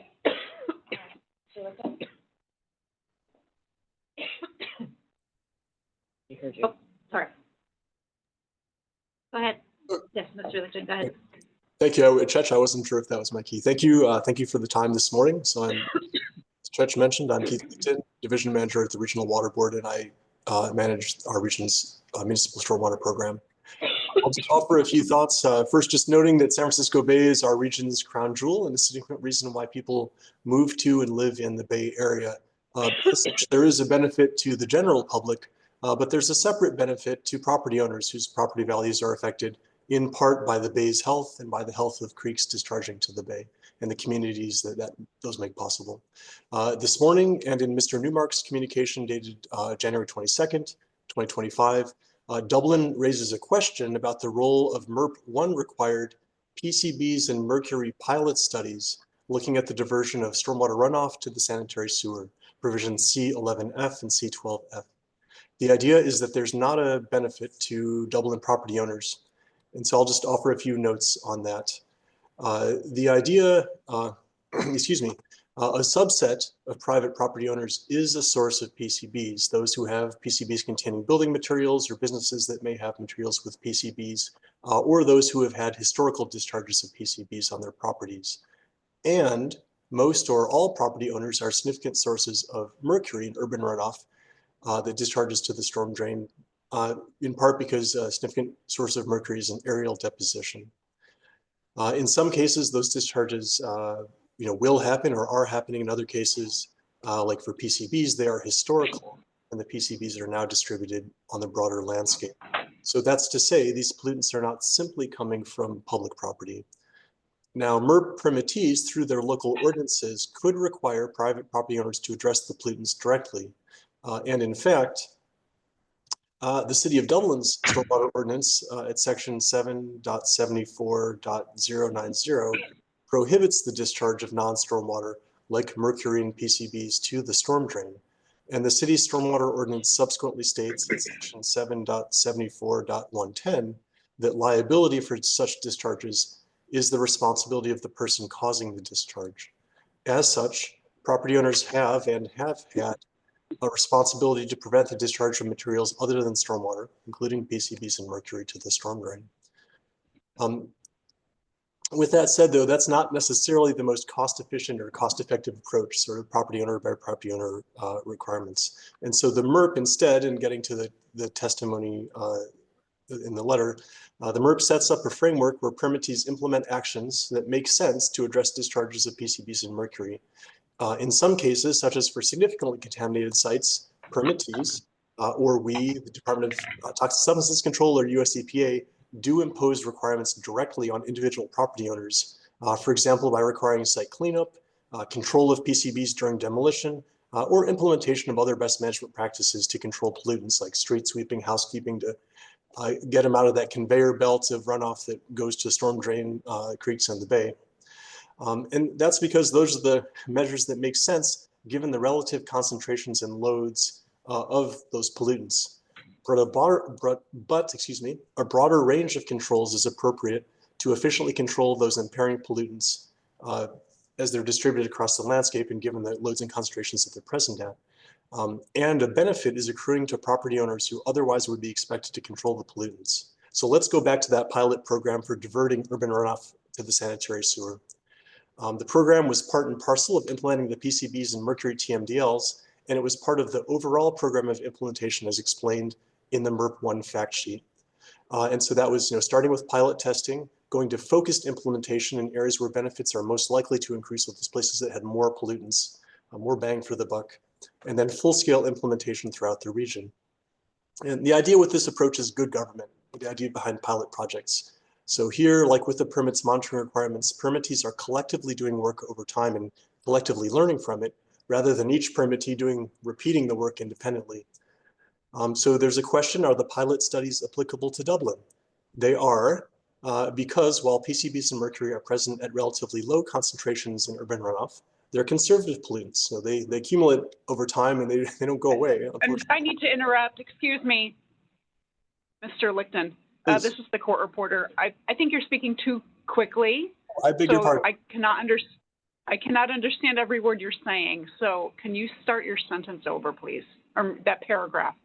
I will, and I will slow down. I'm close to the end as well. Thank you for letting me know. So are the pilot studies applicable to Dublin? They are, and that's because while pollutants, PCBs and mercury, are present at relatively low concentrations in urban runoff, they're conservative. They don't degrade over time, so their cumulative load over time is significant. And as I mentioned, properties in Dublin, as well as private and public, are sources of mercury from atmospheric deposition or broken mercury switches and during car accidents, that kind of thing, and a likely source of PCBs from PCBs in building materials or certain kinds of metals, business materials that either are being mobilized or historically were mobilized into the landscape in the past. And so basically say, yeah, there is mercury and PCBs in Dublin. And then over time, those will transport downstream through storm drains into the Arroyo de la Laguna, Alameda Creek through Niles Canyon, and then into the bay. And I'll just note that under MERP 2 and MERP 3 subsequent permits, permittees have the option to exclude themselves from a separate program to control PCBs, the Building Demolition Debris Control program, if they don't have buildings at least that are sources of PCBs. We do have a couple of permittees who have done that, including Clayton, basically folks who have wood frame structures that were not constructed at a time when PCBs were present. We've approved those, and we didn't receive a request from Dublin appropriately to exclude themselves from that program, further indicating that this is an area where there are PCBs. So I think that Ms. Sablan, that concludes my remarks. So I'm gonna finish at this time. Thank you so much. And I would just add that the water boards do not advocate for delaying the decision on this, but if the commission is inclined to change their decision based on the testimony heard by claimants today, we would just ask that we get an opportunity to brief the issue as well. But again, we think staff got it right in the decision. Thank you. Thank you so much. No additional. No additional. Okay. All right. All right. With that, we'll go ahead and turn back to Ms. Farabee from the Department of Finance. Did you have comments? Yes, thank you. Donna Furby, Department of Finance. The Department of Finance concurs with the Water Board's comments and the testimony you heard today, and we would urge the Commission to deny claimants' requests to revise the proposed decision. Thank you. Thank you. Okay. With that, I'm going to go ahead and turn back to Ms. Shelton to provide any additional comments. Sure, just to go over some of the points that were raised. One, let me address the timing of this. Valid concerns with the late proposal of this decision. It was filed in 2010, these test claims. The parties then did ask for this matter to be stayed pending resolution of the Supreme Court matter on whether stormwater permits generally were mandated by state or federal law. And that decision came down in 2016. We then took it off the inactive status at that point. There were several requests for continuances by the parties. On our end, we had 3 experienced attorneys start this particular analysis and move on and quit. So we've had 3 people start and stop. I did take it over to draft, and these are very lengthy. The record of which you received a part of is only 20,000 pages, but the full thing that we got was over 200,000 pages. We are talking about 6 prior permits being merged into one, many stormwater management plans, annual work plans that were made enforceable by the prior permits had to be reviewed. For me alone, and I consider myself pretty quick doing these, it took me almost a year to get it done. So these are very difficult test claims, and they're not the typical test claim that the Commission receives. So that is the information on the timing. On the fee authority issue, I want to make it clear that what they're really getting at is anything after January 1, 2018, because at any point before that, this decision is finding there are costs mandated by the state. So the testimony regarding the fee authority issues are really not that relevant until you're talking about January 1st, 2018. A lot of the requirements here are one-time requirements or requirements that should have been done before January 1, 2018, including the mercury and PCB studies, because if you look on the PDF page 359, they had to summarize the results of those feasibility evaluations in their 2010 annual report. And in the 2014 integrated monitoring report, they had to report the results. So that should be done. And there should be no issue with regard to fee authority for those particular activities. By getting to the other activities, and I would say that it most likely addresses the citizen monitoring for Vallejo, which is ongoing, the monitoring and reporting electronically, the notice to the public regarding monitoring reports, maintenance of full trash capture devices, and some of the activities suggested for approval for hotspot assessments and reporting. Those are ongoing, and those would be affected by the fee authority. I do not recommend that you have us take that back, because I do think it's a little bit misleading to say that there are mistakes or inaccuracies in the analysis. We have everything there. For example, on PDF page 390, we lay out the whole analysis by 2 courts on the substantive requirements of Prop 218. The first one was the 2021 decision by the Second District Court of Appeal. That case is distinguishable from the facts at issue here. There, the LA County permit directed the permittees to place trash receptacles on public transit stops. And the court there found there was no fee authority they didn't have authority to impose fees on the transit authorities. And so then the argument was made that they could impose a fee on the property owners. And in that case, the Second District Court of Appeal did find that this is really generally benefiting the public at large, the placement of trash receptacles at transit, because you have the public using the transit facilities. The next case was the 2022 Department of Finance case addressed by the Third District Court of Appeal. Same type of arguments made there, but it was dealing with street sweeping, where there was a BMP requirement that they sweep all the streets in the region, not just in the residential areas, but all in the region.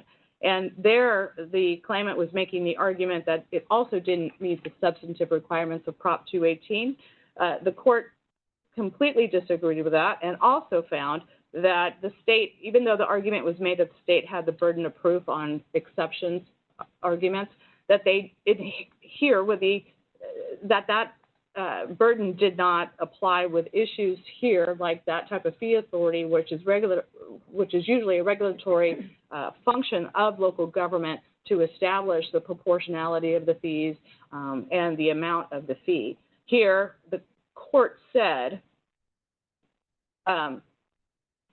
requiring the state to show affirmatively how permittees can create a fee that meets the substantive requirements where no fee yet exists requires the state to effectively engage in the rulemaking process itself and ask the state to do more than establish permittees have the lawful authority to enact a fee, which is the sole issue under Government Code Section 17556D. The court held that unless there's a showing that a fee cannot meet the substantive requirements of Article 13D, Section 6B as a matter of law or undisputed fact, then the finding that a fee would meet the substantive requirements is implicit in the determination that permittees have the right or power to levy a fee. Here, by statute, in SB 231, they have the right or power to impose a stormwater fee. That's also been determined by the courts to exist based on their police powers provided in the California Constitution. So all of the case law is there. In addition, we have, if you go to page 392, you have the California Stormwater Quality Association has provided a lot of information to local agencies on how they can properly develop property-related stormwater fees under under Section 13D of the California Constitution, and how to meet that proportionality requirement for property owners. You have also several entities that have passed stormwater fees for the region. We've mentioned the 1994 stormwater fee passed by Alameda County. The city of San Jose passed one in 2011. The city of Palo Alto had adopted a voter-approved stormwater fee, which included reimbursement for trash capture devices. We have stormwater fees passed by the Vallejo Sanitation and Flood Control District. So based on all of this information, yes, we believe they have the authority to pay for the cost of the new programs or higher levels of service. So that's on the fee authority. On monitoring, there seems to be a big issue. What the claimants are wanting to do is just to compare the plain language of the prior permit to the current permit, and that's it, and stop. The problem is the plain language of the prior permit makes enforceable their stormwater management plans. And in fact, the board has taken imposed some civil liability violations when they fail to comply with the stormwater management plans. Those prior permits are quasi-judicial orders. The plain language makes those prior stormwater management plans enforceable as law. And so you cannot ignore those stormwater management plans. So with respect to the C2 maintenance activities raised by the city of San Jose, all of those activities were contained in the stormwater management plans. And so none of them are new. They're just not new. I agree that they are specifically imposed by the state, but they are, when you look back at the prior stormwater management plans, they're all listed there. They are all enforceable, and so therefore they do not impose a new program or higher level of service. With respect to monitoring, I think the County of Santa Clara brought up status monitoring, probably long-term monitoring. Those requirements are more spelled out in this permit, but again, the monitoring is spelled out in their stormwater management plans, in their monitoring plans, all made enforceable by the prior permit. They had to monitor for the pollutants. They may have increased costs now, but increased costs alone do not make for a reimbursable state mandated program. The activities are not new. Both federal law, prior permits required them to monitor for biological, chemical, and physical parameters. They had to monitor for those pollutants, monitor to ensure that they were meeting the water quality standards that are identified in the basin plan, which had narrative and numeric effluent limits for all the pollutants that are identified in the permit. And they had to comply with the California Toxics Rule, which also is at issue here. And if they did discover an exceedance of those pollutants in their runoff, they were required to report that information to the water board. They were required to determine the pollutant and the source of the pollutant using the particular studies that are identified here. And they had to show that they would perform additional monitoring as required to meet water quality standards. So the prior permits required any additional monitoring necessary to meet those standards, and that's no different than what they're doing now. And so we propose on that particular issue that there's just simply not a mandated new program, a higher level of service. And I believe that's it for it substantively, unless you have questions. Thank you. I appreciate that. Okay. All right. I believe we heard from all of the claimants and our witnesses on this matter. So before I move it to our members, let me just check to see if there's any public comment. We also wanted to have a few moments of rebuttal. I'll allow it, but if you would please not restate anything that's already been addressed and keep your comments just anything new, we would appreciate it. Sure. Should I get public Yes. comment first or me first? Why don't you go ahead and come on up and then we'll move to public comment. Madam Chair, there are no online public comments. Thank you, Dennis. I appreciate that. Once again, Gregory Newmark for the City of Dublin and the Alameda County-wide Clean Water Program. Just briefly, we heard, I think it was Mr. Lichten from the Water Board, talk about the San Francisco Bay being the crown jewel of the Bay Area. That is one of the reasons that people move there. It's an important part, critical part of the regional economy. Dublin and all the members of the Alameda County-wide Clean Water Program it is literally their job to try to devote their efforts to trying to improve and enhance the water quality of the Bay. They care deeply about it. This is not about not wanting to support improved water quality. It's about trying to have funding available to support those efforts where the cities need the ability to generate revenue to do it. Our point in the fee authority issue was that there's this allegation that a property-related fee could be applied to pay for these. That's the basis of the fee authority claim. We urged you today to consider whether the City of Dublin benefits in any way by, we just chose the PCB diversion study as an example, in any way differently from the general public or the Water Board itself. We agree with Mr. Lichten that the region-wide effort is a good government.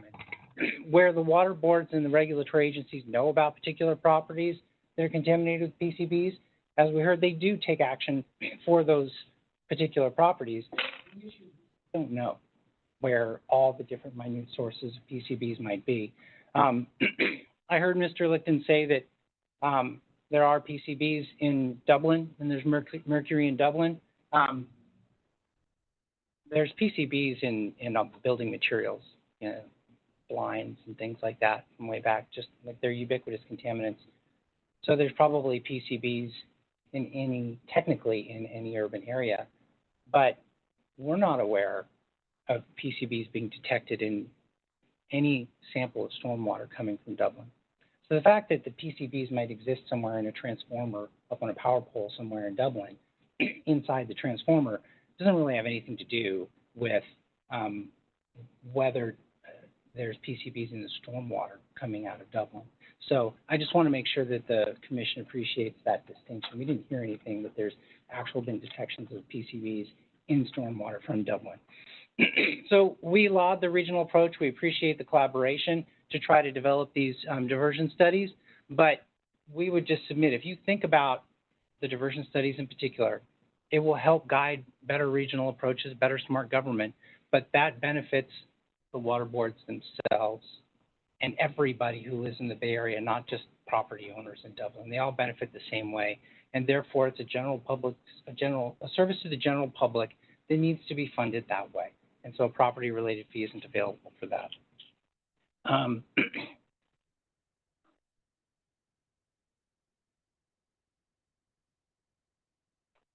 With regard to Ms. Shelton's comments on our arguments regarding the requirement that the state agencies bear the burden of proving the exception, I didn't hear any dispute with the quote that we provided from the Third District Court of Appeal. The Third District Court of Appeal said, we agree that the state agencies bear the burden to explain why there's fee authority.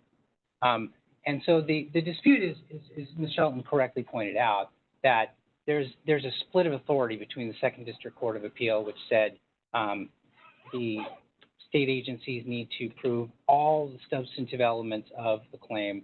And the Third District Court of Appeal said, well, we think that would be pretty hard for the state agencies to develop the specific proportionality requirements and things like that. There is an acknowledged to be an obligation that they have the burden, but not necessarily to prove all the elements of a property-related fee as if the water board were adopting the fee itself. But unfortunately, I'm concerned that the proposed decision goes too far such that it does relieve the state agencies of their burden entirely. They still need to explain how the specific requirements at issue, and that's how the commission has generally done this, and certainly how the courts have weighed these things. You look at the specific requirement. In the Third District Court of Appeal case, as I said, there's no dispute that court didn't say agencies have the authority to pay for everything in their stormwater program, so we're going to deny all the subvention requirements. No, it denied subvention for 3 of 8 requirements. 5, it approved the commission's decision and required subvention for those requirements. The 5 that were approved were for regional collaboration programs. 2 of the ones that were disapproved were for like development-related projects, right? So you had the ability to charge a developer to pay for their low-impact development programs. And then there was the street sweeping trash removal, where it was not based on SB 231. This was based upon another specific constitutional provision that says, you know, property-related fees still need to go to the voters unless it's for sewer, water, or refuse removal. And so the idea there was that street sweeping was for refuse removal. There wasn't an argument below that the refuse removal claim shouldn't apply to street sweeping. The court thought that sounds like handling refuse, so we'll apply that exception. But it's not the sweeping. We have authority to impose fees for any and every stormwater program. Ms. Shelton further commented that there are some guidance in the record, some other stormwater fees that have been imposed. So I guess the imposition is, look, if some of these agencies have been able to impose stormwater fees, then they must all be able to do it. The CASCA guidance is for developing any kind of fee, including developing a fee to take to the voters. Even if you take a fee to the voters, you still have to have it have correct proportionality for the burden, imposed on a particular property. So it's a very general guidance that, again, will depend upon the particular mechanism by which it's going to be pursued, and the particular activities that are to be funded by the assessment. The 1994 Alameda County assessment, I would note, that was in 1994. Proposition 218 was approved by the voters in 1996. So the fact that there was a fee approved before Prop 218, we don't think is very pertinent. I think one of the other examples mentioned in this proposed decision is a voter-approved fee. There's no dispute that if somebody goes to the voters the voters can, of course, approve, decide to tax themselves.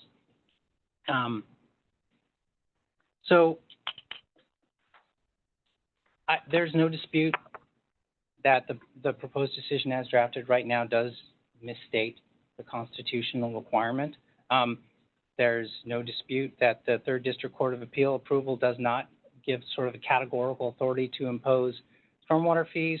And there's no dispute that the actual areas covered by the specific PCB's diversion requirements at issue here took place in Oakland, took place in stormwater that didn't come from Dublin, took place, so the statement that they applied to areas and waters within the regulatory control of the permittees in here in Dublin is not accurate. So we would once again appreciate the reasonable arguments from our colleagues, but ask the commission to please direct staff to reconsider the evidence we've got here and at least address the points that we've raised. Thank you for indulging my rebuttal comments. Thank you. With that, good. With that, let me just double check if there are no public comments. Madam Chair, do not see any online public comments. Okay, thank you. Then I'm going to go ahead and bring this back to the members of the commission. Members, questions, comments? I do have questions. All right, go ahead, Mr. Pullen. I'm scattershot variety of questions. Is there any argument to be made? There's no hydraulic connection between the storm sewer system in the various jurisdictions the claimants represent and the San Francisco Bay. You guys need to come to the table, I think. I'll defer to. Well, no, but I'm asking the claimants, Oh, okay. or anyone saying there's no hydraulic connection between our water, our stormwater conveyance systems and the San Francisco Bay. Thank you, Commissioner. I think the map that we could look at the map. I think it was CC1.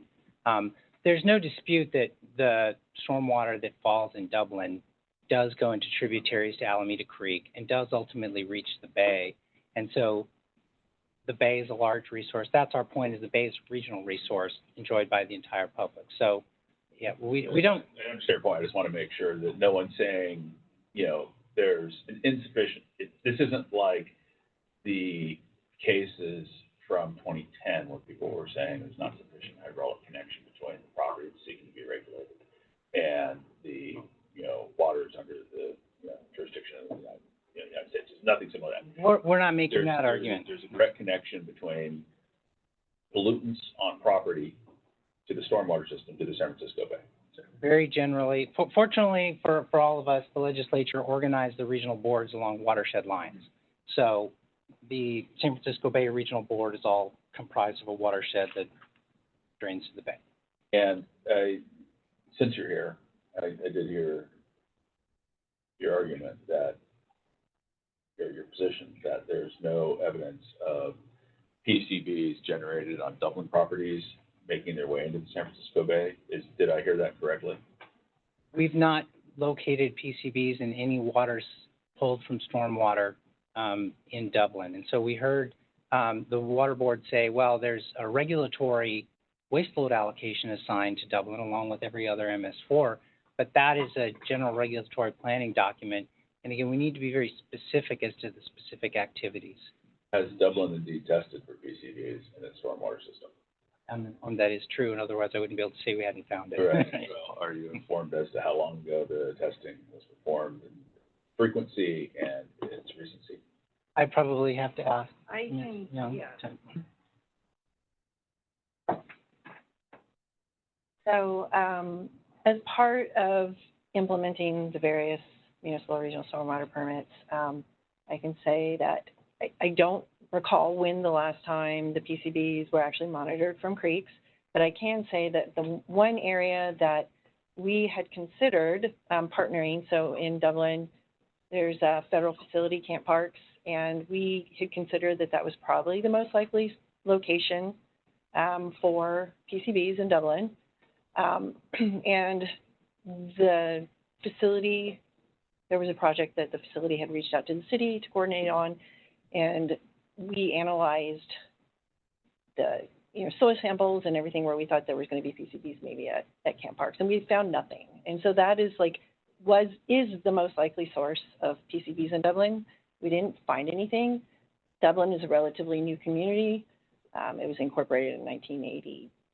Now I'm blanking if it's 1985 or 1982. So, and PCBs, as we know, were used in building materials generally between 1950 and 1980. So the likelihood that there are very many PCBs in Dublin, outside of maybe like the transformers that Mr. Newmark just mentioned, is low. Okay, but the water being discharged itself has not been tested, if I'm understanding what you're saying. From every creek and tributary in Dublin, no. From any creek, because that's what I heard. You said the most likely area was, corner of Dublin, and you tested the soil, and you found no presence of PCBs in the soil in that area. But that doesn't mean that the entire stormwater system isn't collecting that pollutant somewhere else and funneling it ultimately to the bay. So I'm wondering specifically, has the stormwater been tested in Dublin? And if so, what's the frequency and recency? Like I said, we haven't tested every tributary and every storm drain in Dublin for PCBs, but have you tested any? yes, but through the regional monitoring program, I believe so. But we have not detected any PCBs. Okay. And you're not here today, certain. I am not here today. I cannot say 100% certain. I can tell you what the experience that I've had thus far. I'm sorry, I cannot recall your last name. Sablon. Sablon? Sablon. Sablon. Ms. Sablon, do you have a response to what you've heard from Dublin? I would defer to Keith Lichten, but I will also note the pilot studies apply to both PCBs and mercury. And so we haven't heard anything. Yeah, I was just focusing on PCBs. I know there are other pollutants at issue here. I was focusing on the one where Dublin had said there aren't any. Yeah. And I want your direct response. Potentially, I didn't hear Dublin say, as all the other pollutants, there aren't any either. So that's. I can explain as to the mercury and PCBs distinction. The issue is that the PCBs thresholds, the load reductions that are targeted are much, much lower than the mercury reduction goals.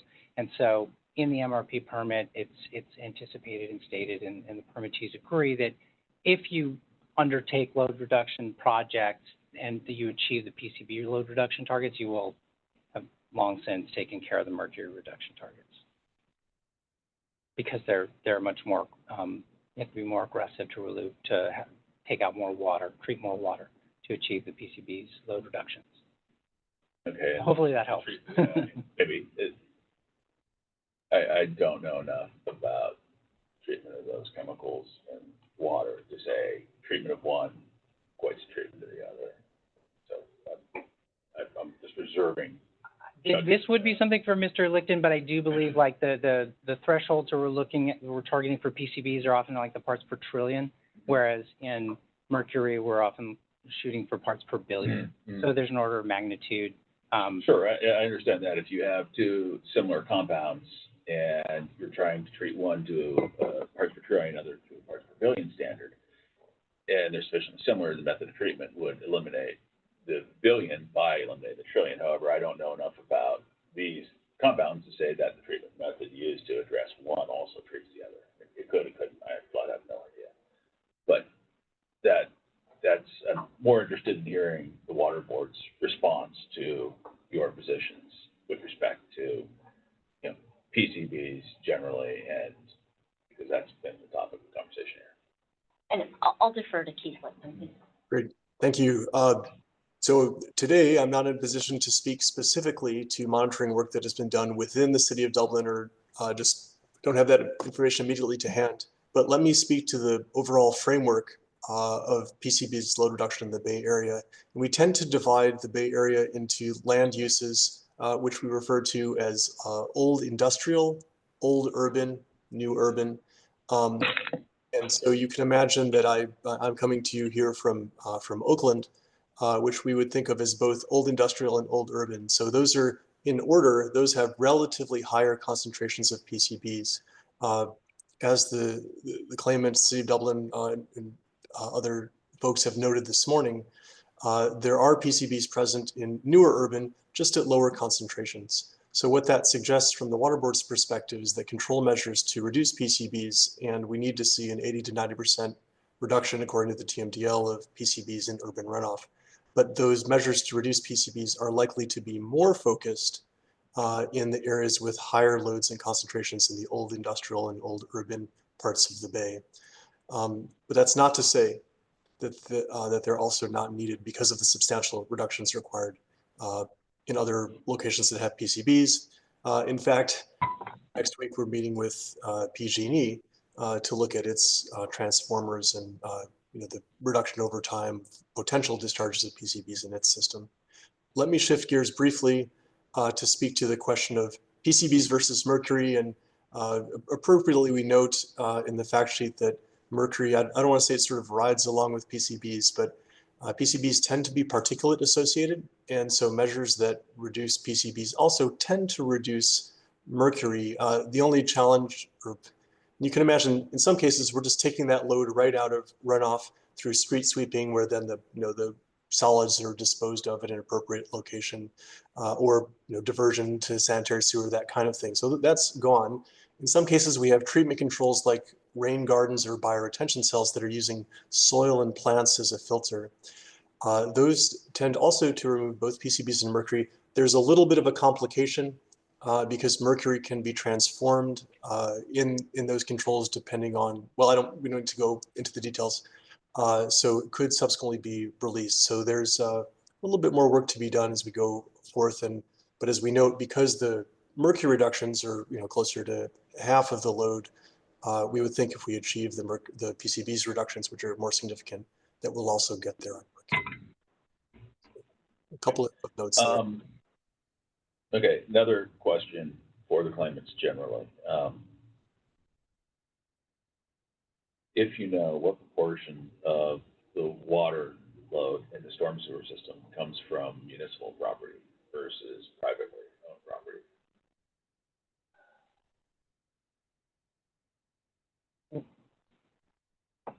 I'm not going to be able to recall that precisely. I did think of, I'm reaching back into my memory, wondering about that issue. When you look at a city, there's the largest land area that is owned publicly are the rights of way. So, the streets crisscrossing the They're going to be a quarter of the property in any city that's serving. My recollection, it was something in like the 15-20% area, but that's not far off of I'm guessing, what right? you were thinking. And so that again, like we're talking about a lot of these estimations, policy level determinations that we heard from Mr. Lichten about. We don't really know where all the PCB's loads are coming from, but we know it is more likely in old industrial. And so we're doing these region-wide planning programs, and so that doesn't lend itself to the specific property-based availability of a service, burden imposed by a property that would be required for a property-related fee. I guess what I'm ultimately wondering about is, at the end of the day, the claimants are seeking a sum of money, right? They want the state to pay them a sum of money for what they say is an unfair burden to remediate these chemicals, given this very short shrift, based on my understanding. But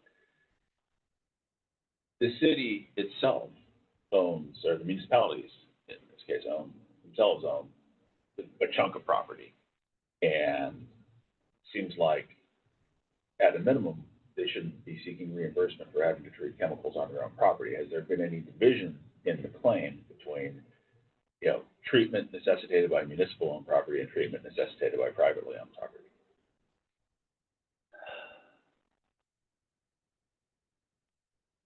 So I guess a little background. This gets a little bit to the practical compulsion argument that we heard. Municipalities have to provide flood control and drainage. One of the most basic things Most of these these MS4s were largely constructed in like the 1930s by the Army Corps of Engineers, and the goal was to provide flood protection to save lives and property, to get the water out of there as soon as possible. So that happened 30s to the 50s, 60s. Clean Water Act is passed in 1972. 1987, it's amended to add more specific requirements regulating stormwater. So now, decades after these systems were constructed, they're going to be regulated under the Clean Water Act. So the basic functions of operating these storm drain systems are really not at issue in this test claim, because there have been permits, regulatory controls beginning in '87, and then permits issued prior to this MRP1 that were comprehensive programs. We saw the state talking about there was a lot of paperwork to sort through for all the stormwater controls that were already imposed prior to the adoption of MRP1. So we're only asking for the reimbursement to help pay for these programs. It's not like we're asking for a blank check. This all goes to the same general fund. That the taxpayers don't have a choice but to comply with these requirements, and it has to pay for the same police, fire, libraries, everything else. So we're asking for help, and the only issue here is not like the really basic flood management and street sweeping is not an issue in this case. We're not seeking subvention for street sweeping. It's these new programs and higher levels of service that began with the 2009 permit. Sure, I get that, but I guess what I'm wondering, does your claim include the impact of municipal-owned property? I think that, for example, like trash load reduction from public rights-of-way that we're required to maintain open to the public, not just people from Dublin, but from anywhere in the world that wants to traverse those rights-of-way and have litter come out of it. Those are included within that's a service to the general public that we're asking for help to pay for, that's not appropriately visited upon just the adjacent properties. What about the potential for PCBs to be generated or emanating from municipal property? So if there's like a corporation's yard or a municipal manufacturing facility, those are regulated largely like any other industrial facility. They have to enroll in the Industrial General Stormwater Permit, which is administered by the State Water Resources Control Board and is helped to be enforced by the Regional Water Quality Control Board. And so that has specific pollution control requirements for industrial facilities. So when the municipalities operate an industrial facility, they will, or if they're doing a construction site, there's a separate construction general permit to control stormwater runoff from construction sites. If there's a municipal construction project that meets the acreage thresholds for that construction permit, they comply with that too, just like any other developer does. And so those costs are not what we're seeking here. What we're seeking here is to run the general program that provides the benefits to the entire region that we agree are great assets to the Bay Area community, as Mr. Lipton said. Another question for all claimants. Is your storm sewer system funded out of your respective general funds? Ms. Shelton has been very, very careful, and we will be in future segments of this test claim that we can only seek subvention for activities that are paid for out of taxpayer revenue. So there sometimes are other sources of revenue. In the history of like a lot of regional and even national collaboration, they've sought funding anywhere they can. They did get, during the Great Recession, American Recovery Act funds, from the federal government. We're not seeking to double recover from funds that we've gotten elsewhere. We can only seek to recover for these programs that are paid for out of the general fund. On that note, let me just say that what the record showed was declarations showing that they did use their proceeds of taxes to pay for this program. The record also indicated some grant funding, and then there's certainly some funding from Fee Authority. To the extent they received that money, the Fee Authority or the grant funding or anything that's not defined as their proceeds of tax, that would have to be deducted as an offset. Yeah, I'm wondering, perhaps there's some type of special assessment on real property. Right. And there are, like, for example, the Alameda County assessment from 1994, which predated Prop 218, that's still on the books. It was probably insufficient to pay for the cost of the stormwater program before we got these subsequent permits increasing the stringency of the requirements. But where we're getting that money already, we're not seeking. A, it was fully committed prior to this adoption of the stormwater permit, and B, it's a source of revenue. We're really not trying to cover. These are programs that are trying to do the best they can for the public, and there have been studies after Public Policy Institute are going extra record. Like some people, like Public Policy Institute of California adopted a study, published a study called Paying for Water in California. There were a couple of serious, they included analyses by like my old law school professor as to how the Constitution would apply and what are there funding gaps. Municipal stormwater was a multi-billion-dollar funding gap. One of the others was like small systems of contaminated water supplies in the Central Valley. They're both really small water systems in the Central Valley where they have, maybe they need like a $5 million treatment plant, but there's 60 connections. And so we don't have a good solution for that right now. Only to the extent they use any of that money, even if it was from 1994 approval of the, or adoption of the fee, then that would not be reimbursable. Okay. So I have a specific question for you, Camille. It's probably covered, there, Ms. Shelton, sorry. It's probably covered in the voluminous record. Why is the conclusion that reimbursements appropriate before 2018, but not after? What happened in 2018 that changed? So this is dealing with the fee authority issue. Just as, if you remember, there were 2 court cases that dealt with Prop 218 on the procedural requirements, whether something needed a voter approval or the voters' protest. Before 2018, we were bound by the Howard Jarvis versus City of Salinas case. In that case, the City of Salinas tried to impose a stormwater, and they were sued because the argument was that they did not receive the voters' approval. And the city argued, well, it fell under the exemption for voters' approval. It should fall under the exemption for sewer, water, and refuse. And the court held no, that's not part of the definition of sewer. So we were bound by that decision before. Then in 2018, the legislature enacted or amended the Prop 218 implementation statutes to overrule the Howard Jarvis case and disagree with it, and then redefined sewer to include the definition, to include within that definition storm drains.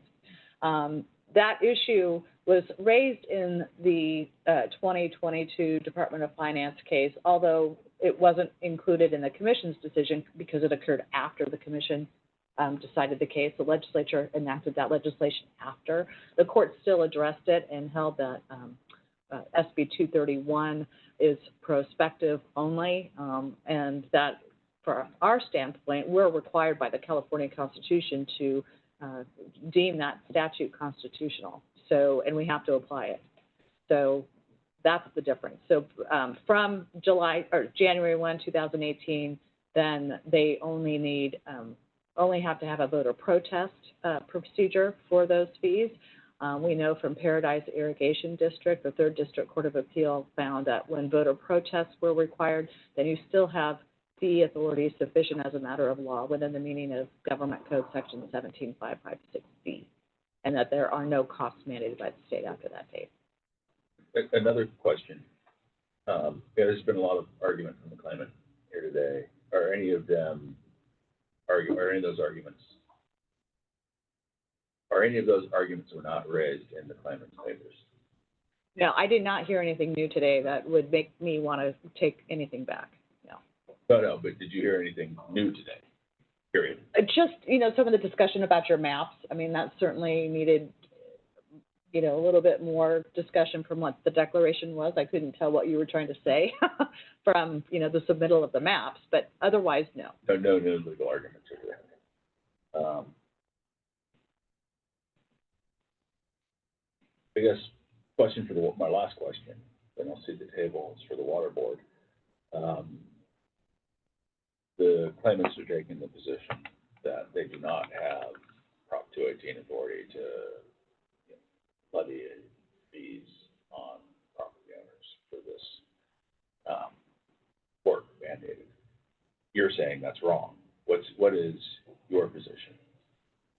So we agree with staff's analysis that the state doesn't have the burden of showing they can meet the Article 13D, Section 6 requirements. Under SB 231, they do have authority to impose fees for the stormwater system. To me, that's the fundamental conflict. They're saying we don't have authority. We can't impose fees on these guys. This is just a general benefit for the public. I can't, impose a fee on the specific property owners for it. You're saying yes, they can. So they've spent, a good amount of time arguing why they can't. And what is your argument for their ability to do so? Well, we think we don't have to meet the burden of showing the Article 13D, Section 6 requirements of proportionality and general services. They have legal authority, and I think that ends the inquiry is they do have legal authority. So Government Code Section 17556G does apply to exempt them from subvention. Okay. So I've got no further questions. I'll cede the table. May I? I'm going to go to members. I apologize, but we've been, I feel like other members have, or commissioners have questions. No, thanks. Thank you. Just a comment that I appreciate my colleague's questions. He covered a couple of the points I was. Thanks. Any others? Okay. Okay. And seeing none from my commissioners online. Okay. I would like to hear the response. But briefly. Sure. I don't think it's fair to characterize our position that we, as police power entities, don't have the ability to levy property-related fees. I think that's somewhat of a circular inquiry. We have the authority to levy property-related fees, but only if it meets the requirements of a property-related fee. So to use the refuse removal exception, like even a property-related fee has to go to the voters unless it's for water, sewer, or refuse removal. I would submit that like the garbage that I generate on my property and I put out at the bins, I could be properly charged a properly related fee to pick up that garbage. But if I live on Main Street and the city keeps having parades and parties in front of my house and the general public comes from the entire region and leaves a bunch of garbage in front of my house, I don't think it's appropriate to pay for cleaning up all that garbage. To claim that, well, that's refuse removal. Any sort of refuse removal is automatically a property-related fee. The voters intended and the legislature has required there to be a consideration of the specifics, right? So that's what we're getting at here. And I think that that's some of the explanation that we believe the water boards do need to require, rather than just saying, well, you have fee authority, you're police power, you can adopt a fee. It really does depend upon the specific nature of the activity that we're requiring. And we think that while there's a general ability to do it for these requirements, and we tried to be judicious and not asking for reimbursement for everything in the permit. We tried to really pick the things that were new and that we didn't have fee authority for. We feel like these are benefits to the general public, not appropriately funded through fee authority on the property owners. Other comments, questions from commissioners? Okay. Seeing none, do we have a motion then, either for staff recommendation or otherwise? I've got perhaps a proposed motion. Not going to make anybody happy. Except for maybe the board. But this is a very weighty and, from what I said, very weighty, very complex, very hard to get our hands around. And I feel unequipped to make a decision at this time. And so what I would like, and it's a bit of a punt, but what I would like is to give the claimants opportunity to provide briefing of a certain amount on the points raised today and the points raised today only, nothing else. Because the argument, 400 pages got honed down to an hour and a half of discussion. So I would like the claimants to provide briefing on their discussion within some time. I would like then the respondents to provide their rebuttal and then give staff time to come up with a proposed decision or revised proposed decision if necessary. I mean, staff could say no, but after reading all this, standing by what we determined initially. But for me to help decide, I would like to see further argument honing in on the points raised today. And that's my preference. I'm one of 7. I'm about 14% of the board, so certainly people. Madam Pearl, I would concur with that recommendation, and not sure how that would take the form of a motion. I could craft the motion roughly. So are you just moving for continuance?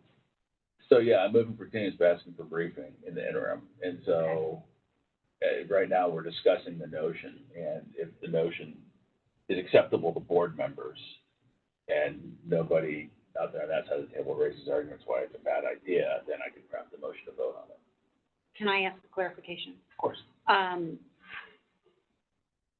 So that we don't find ourselves 1 month from now having the same points and in conversation raised, is there a way to narrow, perhaps from the commission, what further information we really are asking staff and the claimants to address? Yeah, I guess I would like, what I would suggest are no more than 5 pages. Is the briefing here done in pleading paper, or is it done just? No comments, the letter format. Okay, so no more than 5,000 words on the points raised today and the points raised today only. I do have a question about that. Sure. The points raised today are addressed in the proposed decision. So that opens up everything, because we had testimony today on the C2 municipal facilities, on the C8 monitoring provisions, on the C10 trash provisions, on the C11 and C12. But they're not covering one, I would like elaboration on I would like a statement in writing of their arguments raised today. And the proposed decision is a lot broader than what we talked about here today. We picked out a couple pieces of it, if I remember. The only thing that may have been narrowed would be the fee authority issue, and it's all laid out legally in the proposed decision. But if you want to get more information on that. Yeah, I guess I would like just to see more pointed argument on that topic. On fee authority.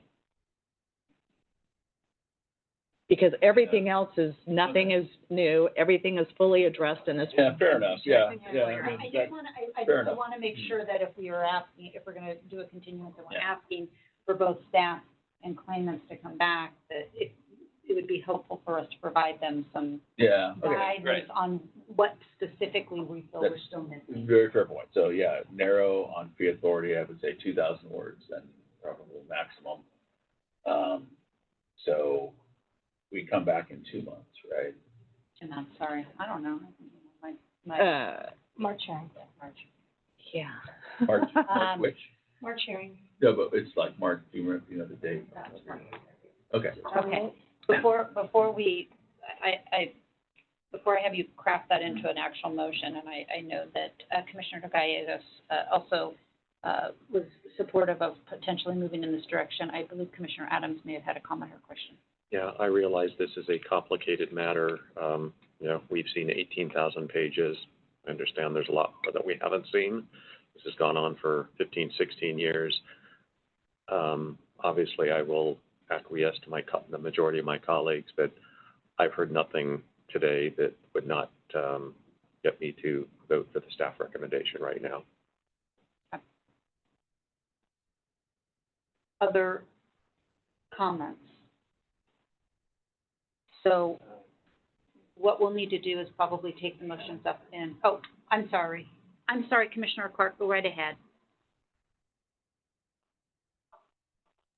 Sorry, it took me a moment to unmute. I just wanted to second Commissioner Adams' point. It's unclear to me what specifically we're asking additional briefing on, and what it would further illuminate at this point in time.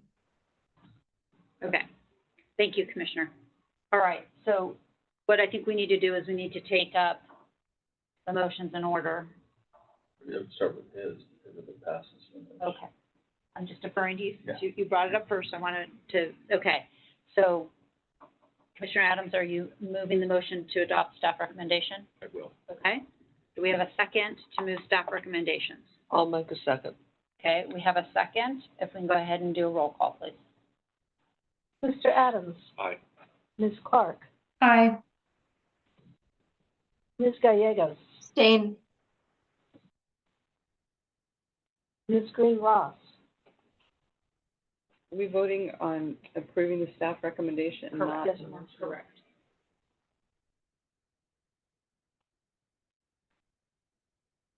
I am abstaining because I am only been on this board 3 months. I appreciate all the historical information, and I don't feel like I have enough information and experience, depth of experience, given the history, to make a decision. Okay, so abstention? Ms. Nash? Aye. Mr. Pauling? Ms. Peralta? Aye. That's 4.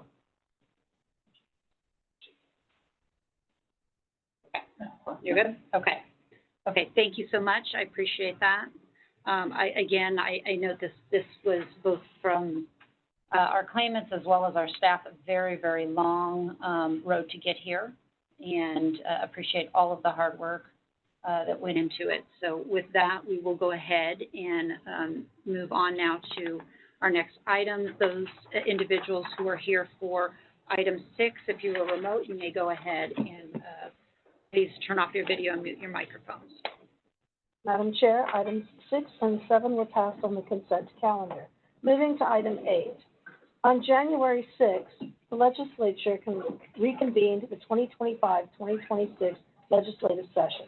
Staff will monitor for any legislation that affects the mandates process.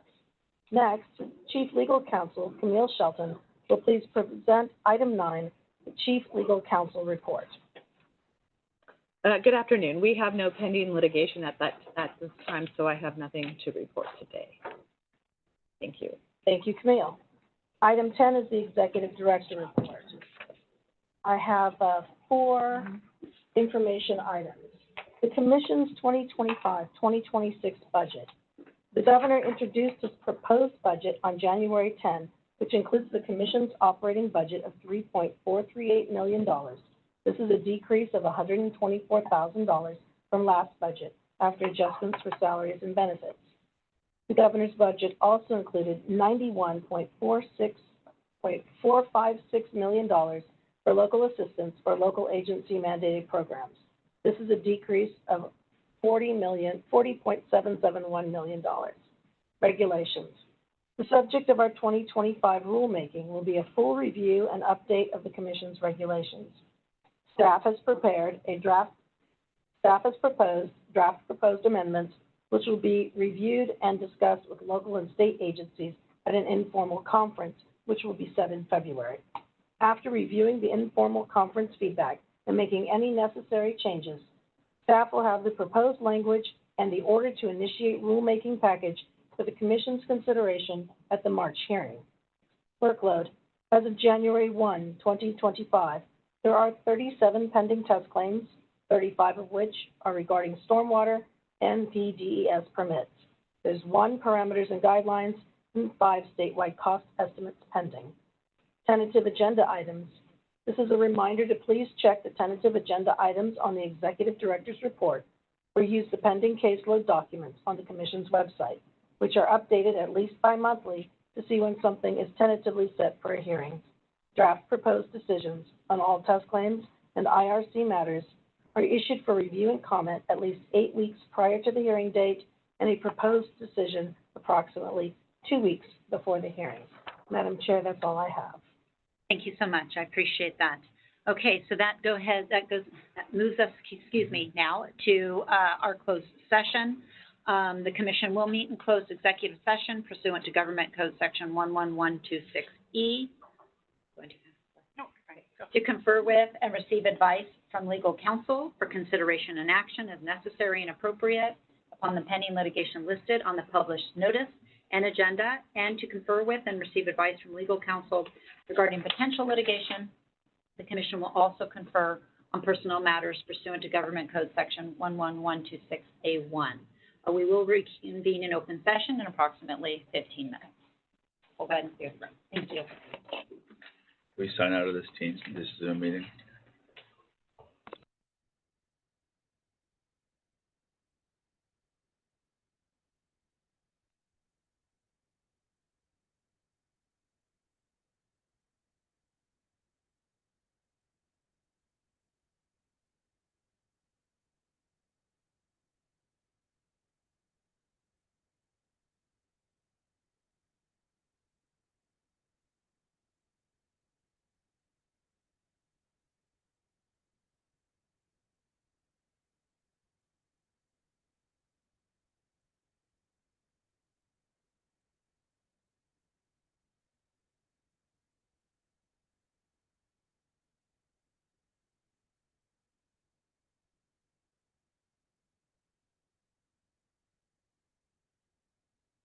We're sorry, your conference is ending now. Please hang up.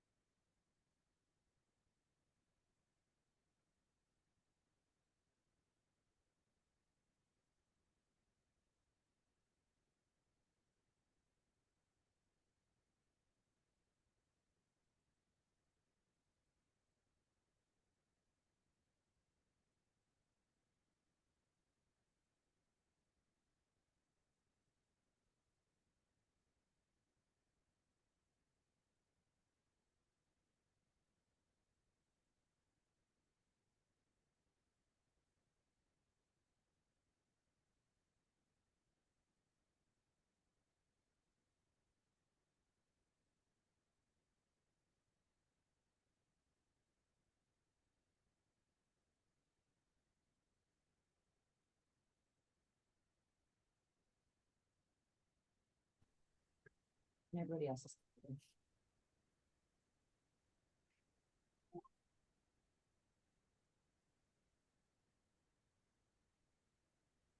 Welcome to AT&T's teleconference service. To join the conference as the host, please enter your host.